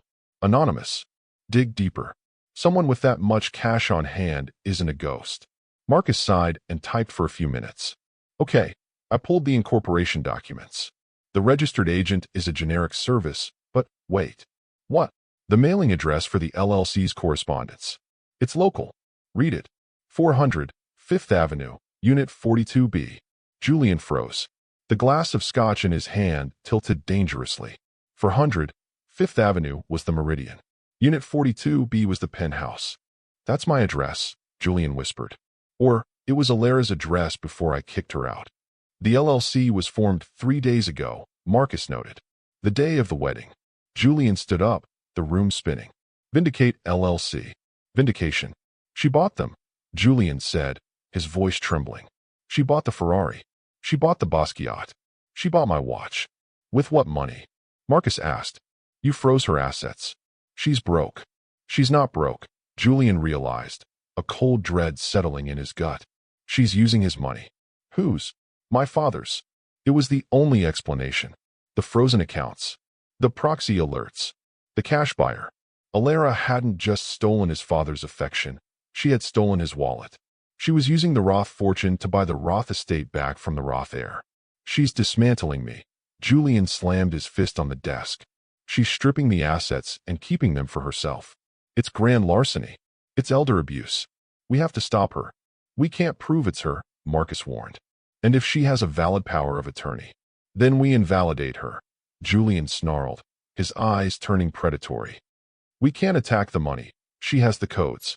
So we attack the surgeon. He looked at Marcus. What happens to a doctor's legal standing if they are under investigation for gross negligence? Or substance abuse? Or malpractice? Their license is suspended pending inquiry, Marcus said.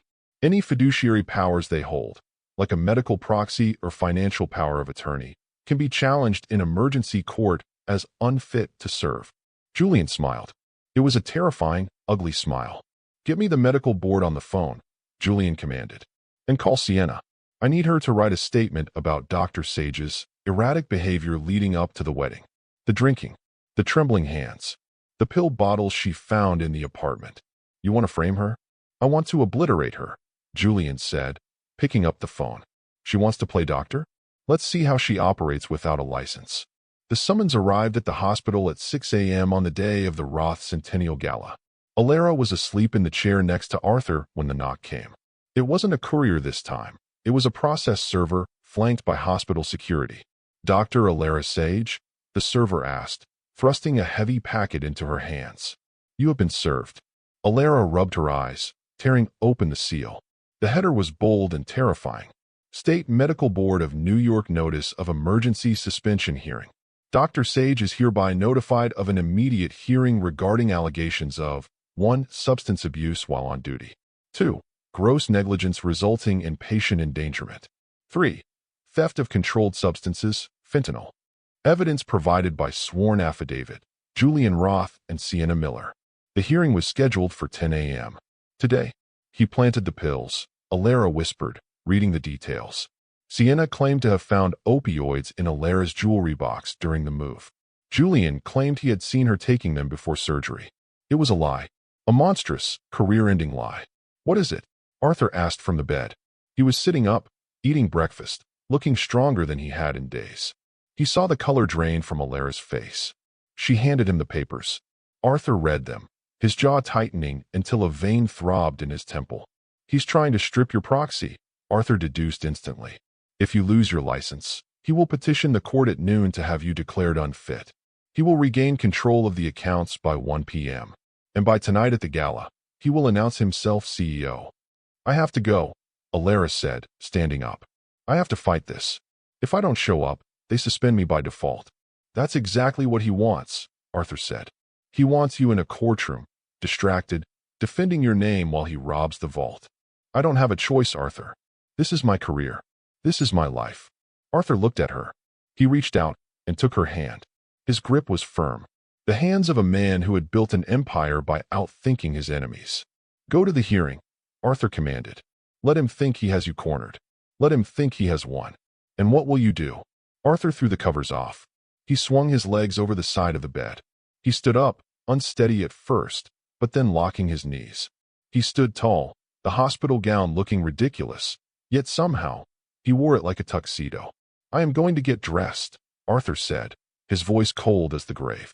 Because while you are in that courtroom distracting him, I have a gala to attend. Alara looked at him. You aren't strong enough. My heart is weak, Alara, Arthur said, walking to the closet where she had hidden his suit.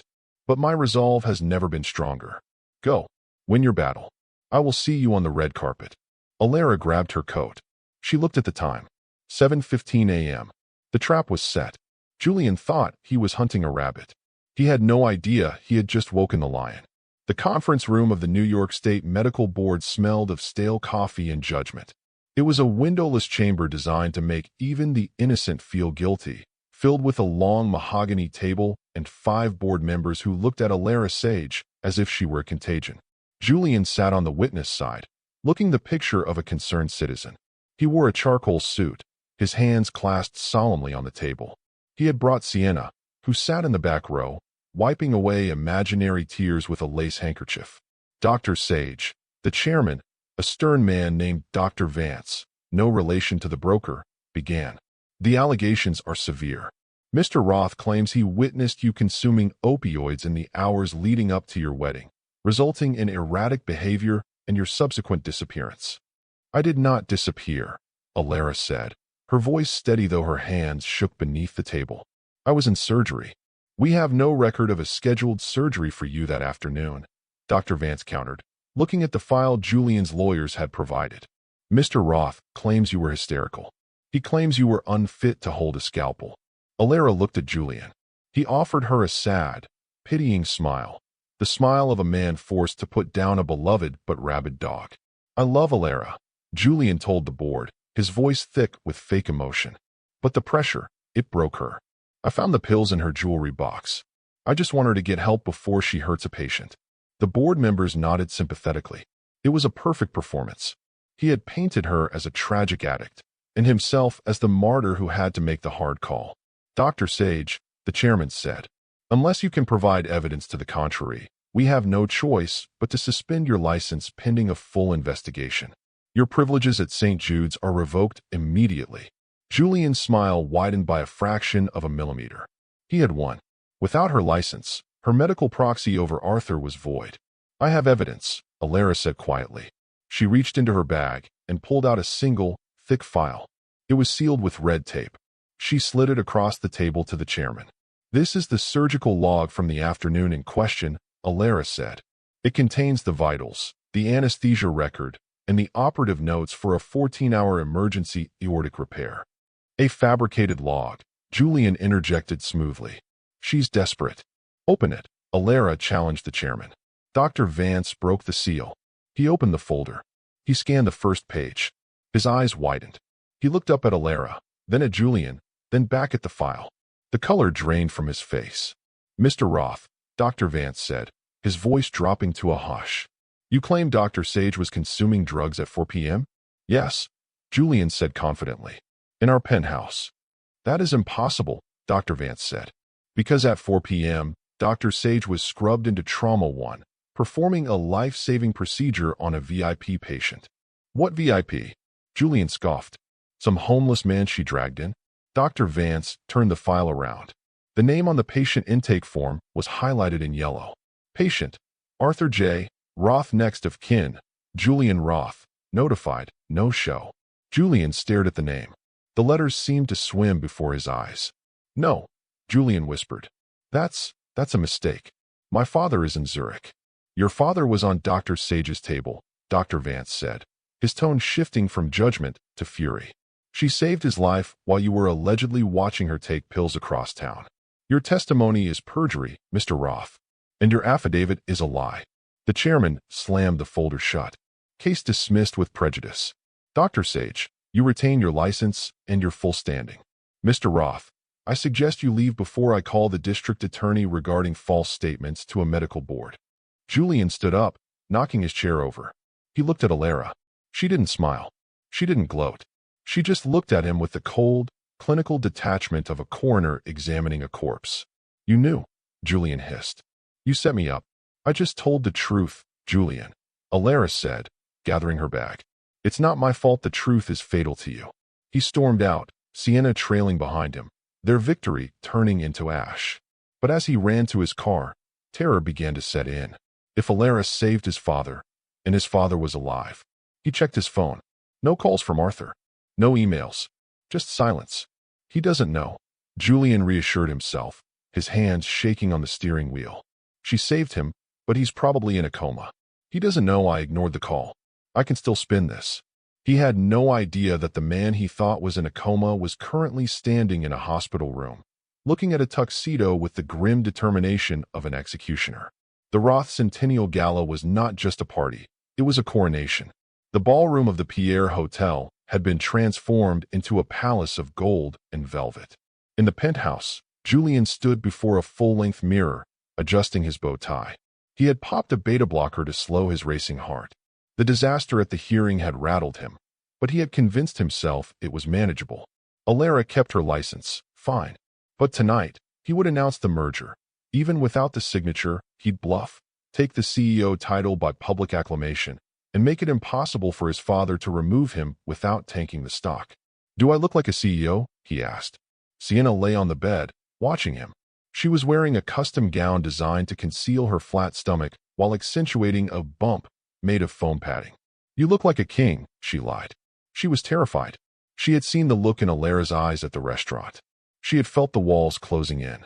Julian, are you sure Arthur isn't coming? If he's in the city, he's bedridden, Julian snapped. Alara saved him, which means he had heart surgery 3 days ago. He's probably connected to tubes. He can't walk, let alone crash a gala. He turned to her, his eyes manic.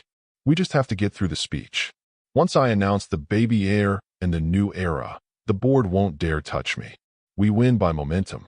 5 miles away, inside the dimly lit room 404, a different kind of preparation was taking place. Arthur Roth stood in the center of the room. He was pale, and a thin sheen of sweat coated his forehead, but he was standing. Alara knelt before him, adjusting the hem of his tuxedo trousers. You're trembling, Alara said softly. Muscle weakness, Arthur grunted. Not fear.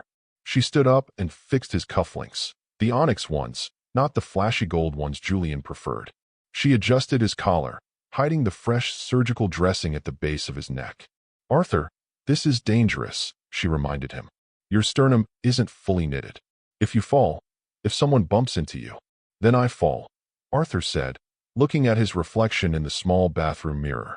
He didn't see an invalid. He saw a patriarch who had been asleep at the wheel for too long.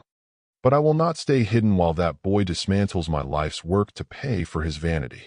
He reached for his cane, an ebony stick with a silver handle. He gripped it tightly, his knuckles white. Are you ready to lose him? Alara asked.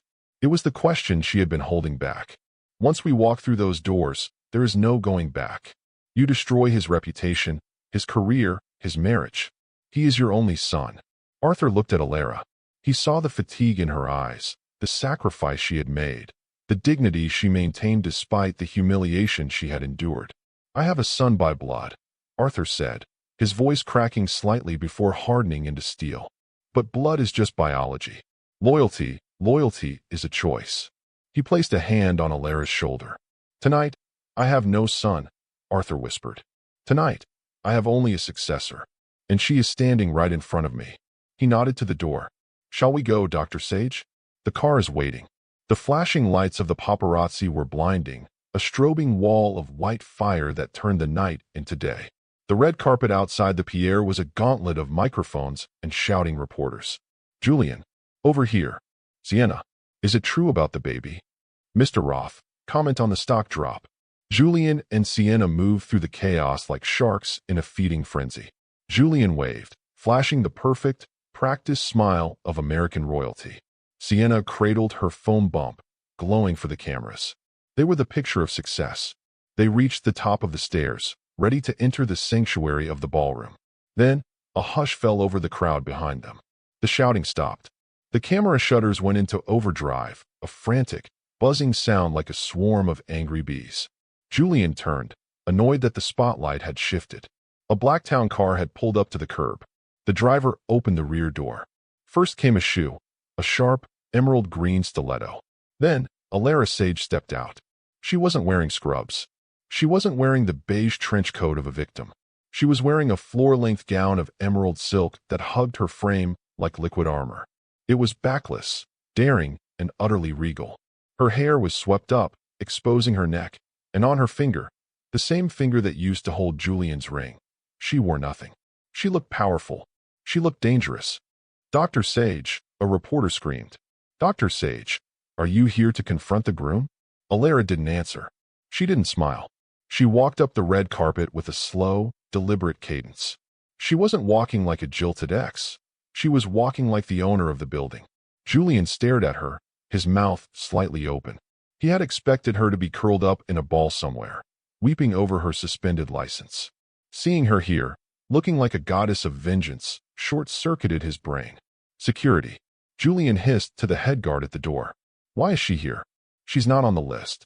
The guard looked at his clipboard, then at Alara, then back at Julian. He looked uncomfortable. Actually, sir, she is on the list. She was added 10 minutes ago. By whom? Julian demanded. I control the list. By the chairman's office, sir. Julian froze. The chairman. His father. But his father was in Zurich, or in a coma. Alara reached the top of the stairs. She stopped inches from Julian and Sienna. The cameras captured the tableau, the groom, the fake bride, and the real power. You have some nerve, Sienna whispered, clutching Julian's arm. It's a charity gala, Sienna, Alara said, her voice smooth and loud enough for the nearby reporters to hear. I'm here to support the cause. Heart health is very important to me. You never know when a heart might stop beating. She held Julian's gaze. There was no fear in her eyes anymore, only a terrifying serenity. Enjoy your speech, Julian, Alara said. I hear the ending is a surprise. She swept past them into the ballroom, the emerald silk flowing behind her like a declaration of war. Julian watched her go, a cold sweat breaking out on his neck. Throw her out, Julian whispered to the guard, his voice shaking. As soon as I take the stage. I don't care about the list. Drag her out the back door. Yes, sir, the guard nodded. Julian straightened his tie, taking a deep breath. He convinced himself it was just a last-ditch attempt by Alara to steal the spotlight. He was still the CEO. He was still the man with the microphone. He didn't know that the guard he had just given orders to was wearing a new earpiece. And he didn't know that the voice in that earpiece didn't belong to Julian. It belonged to the man sitting in the tinted black car that was still idling at the curb, waiting for his cue to rise from the dead. The ballroom of the Pierre was a cathedral of excess, suffocating under the scent of 10,000 white orchids and the heavy perfume of old money. Crystal chandeliers dripped light onto the shoulders of senators, tech moguls, and pharmaceutical giants, all murmuring over champagne about the scandal of the week. Julian Roth stood backstage, smoothing the lapels of his tuxedo for the 10th time. He checked his reflection in a chrome equipment case. He looked perfect.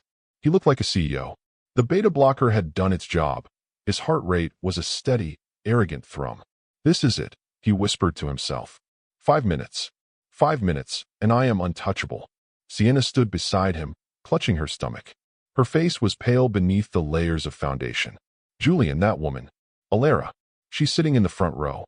She's staring at the stage like she's waiting for a play to start. Let her stare, Julian scoffed, adjusting his cuffs. She's here to witness her own obsolescence. Once I announce the merger and the pregnancy, she becomes a footnote. A bitter ex-girlfriend who couldn't cut it in the big leagues. The master of ceremonies' voice boomed over the speakers. Ladies and gentlemen, Please welcome the acting chief operating officer and future of Roth Pharmaceuticals, Mr. Julian Roth. Applause erupted, polite, expensive applause. Julian stepped out into the blinding spotlight. He walked to the podium, waving to the crowd, flashing the smile that had graced magazine covers. He scanned the room. He saw Alara. She was sitting at table 1, right next to the empty seat reserved for the chairman. She wasn't clapping. She was sitting perfectly still, her hands folded in her lap, her emerald dress shimmering like dragon scales. She locked eyes with him, and for a second, Julian felt a chill that the stage lights couldn't banish. He gripped the podium. "Thank you," Julian said, his voice smooth and commanding. "Tonight, we celebrate a century of excellence, a century of healing, but we also look to the future." He paused for effect. "My father, Arthur Roth, could not be here tonight. He is in Europe, securing the next phase of our global expansion. But he has given me his blessing to lead this company into a new era, an era defined not just by profit, but by values." Alara tilted her head slightly. "Family," Julian continued, warming to the lie. "That is the core of the Roth legacy. Loyalty, sacrifice, being there for the ones you love when it matters most. That is why I am so proud to announce that my wife, Sienna, and I are expecting the next generation of the Roth family." Sienna stood up from her seat, waving nervously. A ripple of applause went through the room. "And it is with great humility," Julian raised his voice, shouting over the clapping, "that I accept the role of Chief Executive Officer, effective immediately." He threw his arms out, waiting for the standing ovation, waiting for the confetti, waiting for the victory. But the ovation didn't come. Instead, a high-pitched screech tore through the sound system. The microphone cut out with a violent pop. Julian tapped the mic. Thump. Thump. Dead silence. "Technical difficulties," he joked nervously, his voice thin without amplification. "If the AV team could." Then, the massive LED screen behind him, the one displaying the Roth logo, flickered. It turned black, then red, then static filled the room, loud and jarring. The audience gasped. Julian turned around, looking up at the giant screen. "Turn it off," he hissed to the stage manager in the wings. "Cut the power." But the screen didn't turn off. It clarified. An image appeared, grainy but unmistakable. It was footage from a security camera.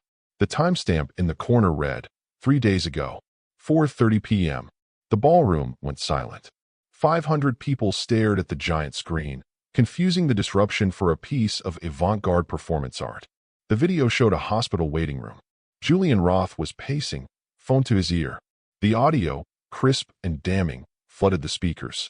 "I don't care if she's in surgery," Julian's recorded voice sneered. "If she's not at the altar in 20 minutes, she's out. I have a backup plan." On stage, the real Julian froze. His face drained of blood. The screen split. On the left, the footage of Julian. On the right, a new feed appeared. It was time-stamped identical, for 30 p.m. It showed the interior of Trauma 1. It showed a team of doctors fighting to save a man on the table. It showed Alara, blood up to her elbows, compressing a chest. The audio from the right side played. "He's flatlining. Charged to 200. Clear." The audience watched in horror as the split screen told the story of two choices made in the same second. Left screen, Julian laughing with Sienna in the hallway. "She's boring anyway. You look better in the dress." Right screen, the monitor flatlining. Beep. Alara screaming. "Don't you die on me, Arthur. Come back. Turn it off." Julian screamed, running toward the AV booth. "This is fake. This is AI. Turn it off." But the video continued. It showed Julian leaving the hospital. It showed him getting into his limo.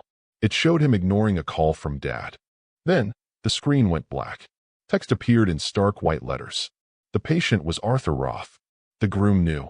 A collective gasp sucked the air out of the room. The investors, the board members, the socialites, they all turned to look at Julian. He stood center stage, stripped naked by the truth. "It's a lie," Julian shouted to the silent room, sweat pouring down his face. "Alara made this. She's jealous. My father is in Zurich." "Is he?" The voice didn't come from the screen. It came from the balcony. A spotlight swung from the stage, cutting through the darkness, searching the upper level. It landed on a figure standing at the railing. He leaned heavily on an ebony cane. He wore a tuxedo that hung slightly loose on his frame, evidence of recent trauma. But his posture was upright, his chin lifted in a pose of imperial judgment. It was Arthur Roth. He wasn't in Zurich. He wasn't in a coma. He was standing 20 feet above his son, looking down like a god who had decided to flood the earth. "Dad," Julian whispered, the microphone picking up the sound of his world ending. Arthur didn't speak. He turned and began to walk toward the stairs. The rhythmic tap, tap, tap of his cane on the metal steps echoed through the silent ballroom. The descent took an eternity. Every eye in the room was fixed on the old man, making his way down the grand staircase. He moved slowly, wincing slightly with each step, but he refused the arm of the security guard who offered help. Julian stood paralyzed on the stage. He watched the father he had left for dead walking toward him. He wanted to run. He wanted to vomit. But his feet were nailed to the floorboards.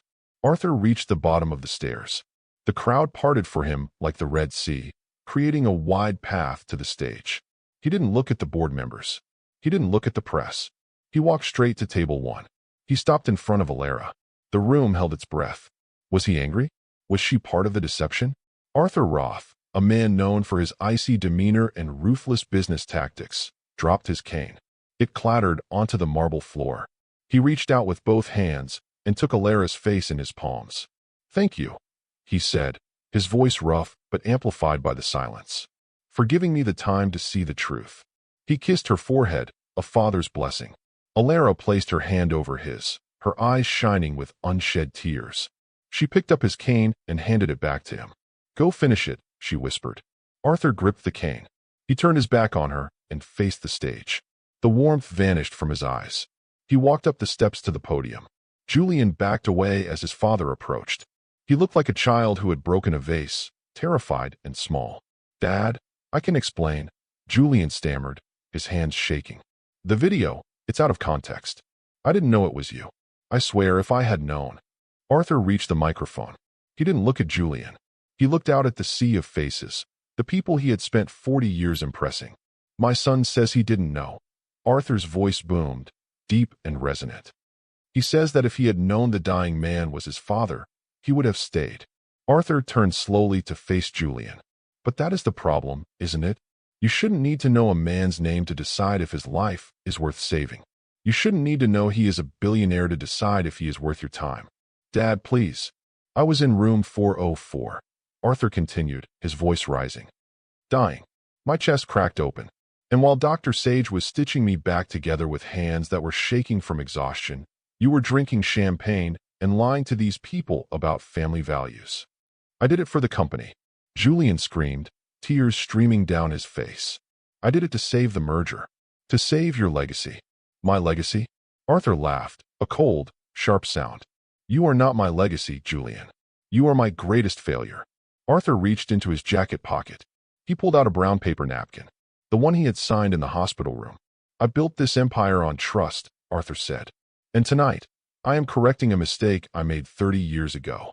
He held up the napkin. "As of this moment, Julian Roth is removed from all executive positions within Roth Pharmaceuticals. He is removed from the board, and he is removed from my will." Sienna, standing in the wings, let out a gasp that was audible in the front row. "And," Arthur added, turning his gaze to the pregnant woman in the shadows, "regarding the future of the family." He pulled a second piece of paper from his pocket, the screenshot of the stock photo ultrasound. "I suggest you ask your wife why the heir to the Roth dynasty is currently listed on Shutterstock for $9.99. The ballroom was so quiet you could hear the champagne bubbles popping in the flutes on table 4. Sienna stood frozen in the wings, the spotlight finding her like a searchlight finding an escaped convict. She looked at the piece of paper in Arthur's hand, the printed screenshot of the stock photo that matched her ultrasound perfectly. "It's a lie," Sienna shrieked, her voice cracking. "He faked it. He's trying to discredit me." "Is he?" Arthur asked calmly. "Then perhaps Dr. Sage, the finest surgeon in the city, would be willing to perform a quick examination? Or perhaps we should pull the prescription records that show you refilled your birth control pills yesterday." Julian whipped around to face his wife. The blood drained from his face as the math finally clicked into place. The wine, the vague due dates, the rush to get married before a bump showed. You lied," Julian whispered. "There is no baby. I did it for us. Sienna grabbed his lapels, her nails digging into the silk. To secure the merger. To keep the money safe. You did it for yourself. Julian shoved her away. She stumbled, catching herself on a lighting rig. You trapped me. You made me leave Alara for nothing. You trapped yourself, boy. Arthur's voice cut through their domestic squabble like a blade. Do not blame the parasite for feeding on the host who offered up his own blood. Arthur turned back to the microphone. The Roth Trust requires a competent, moral leader. Tonight, it is clear we have neither in my son. Security? The two large guards standing by the stage, the same ones Julian had ordered to throw Alara out, stepped forward. They didn't look at Julian. They looked at Arthur. Remove Mr. Roth from the stage, Arthur commanded. And remove Miss Sienna. They are trespassing on company property.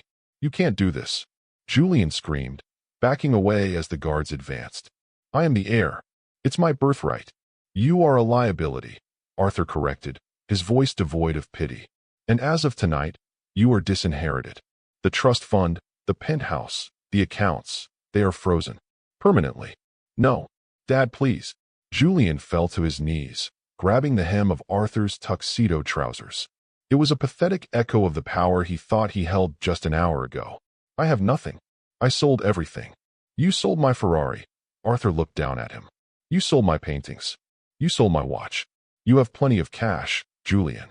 Oh wait, you don't. Arthur looked at Alara, who was still standing by table 1, watching the scene with a serene, unreadable expression.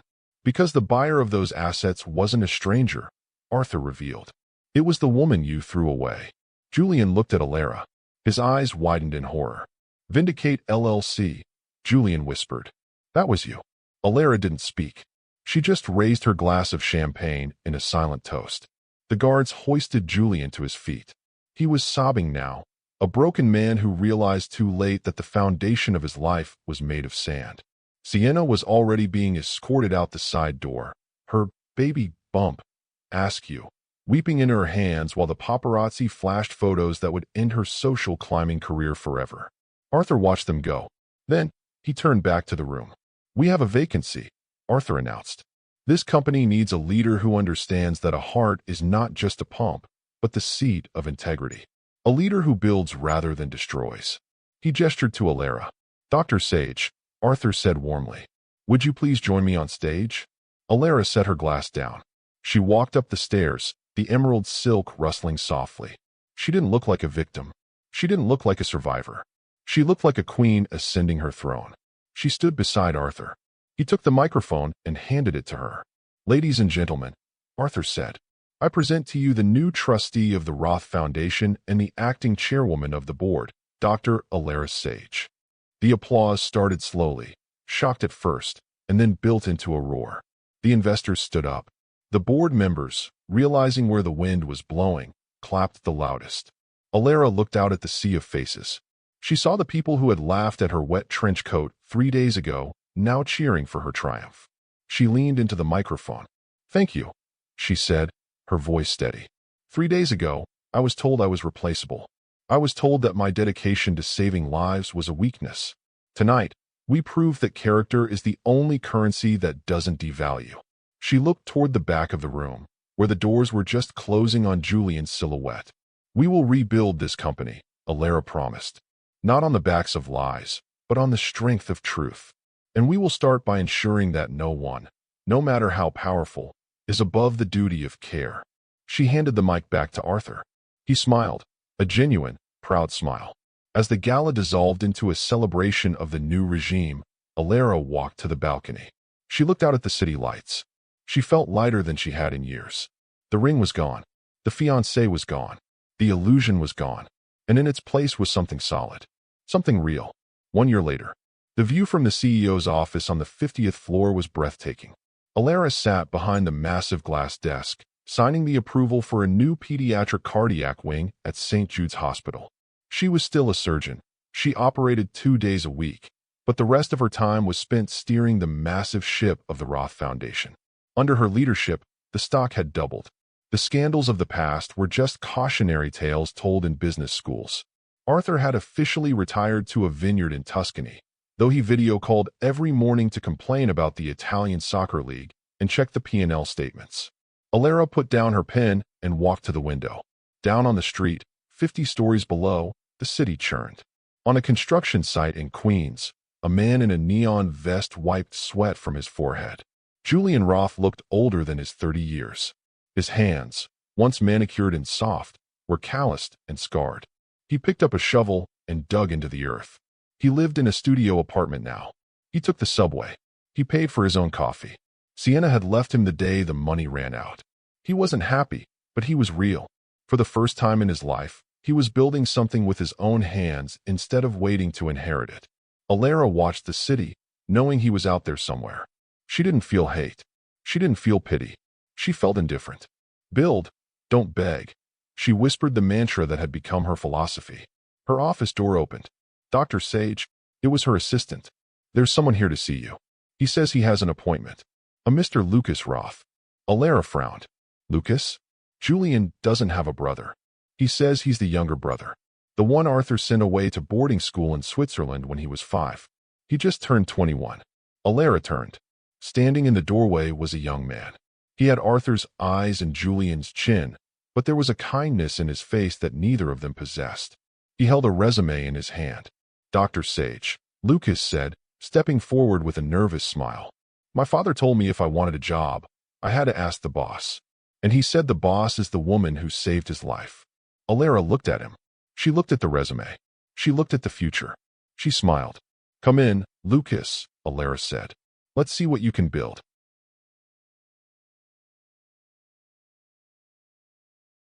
And so, the tower built on lies crumbled, not by force, but by the weight of its own deceit.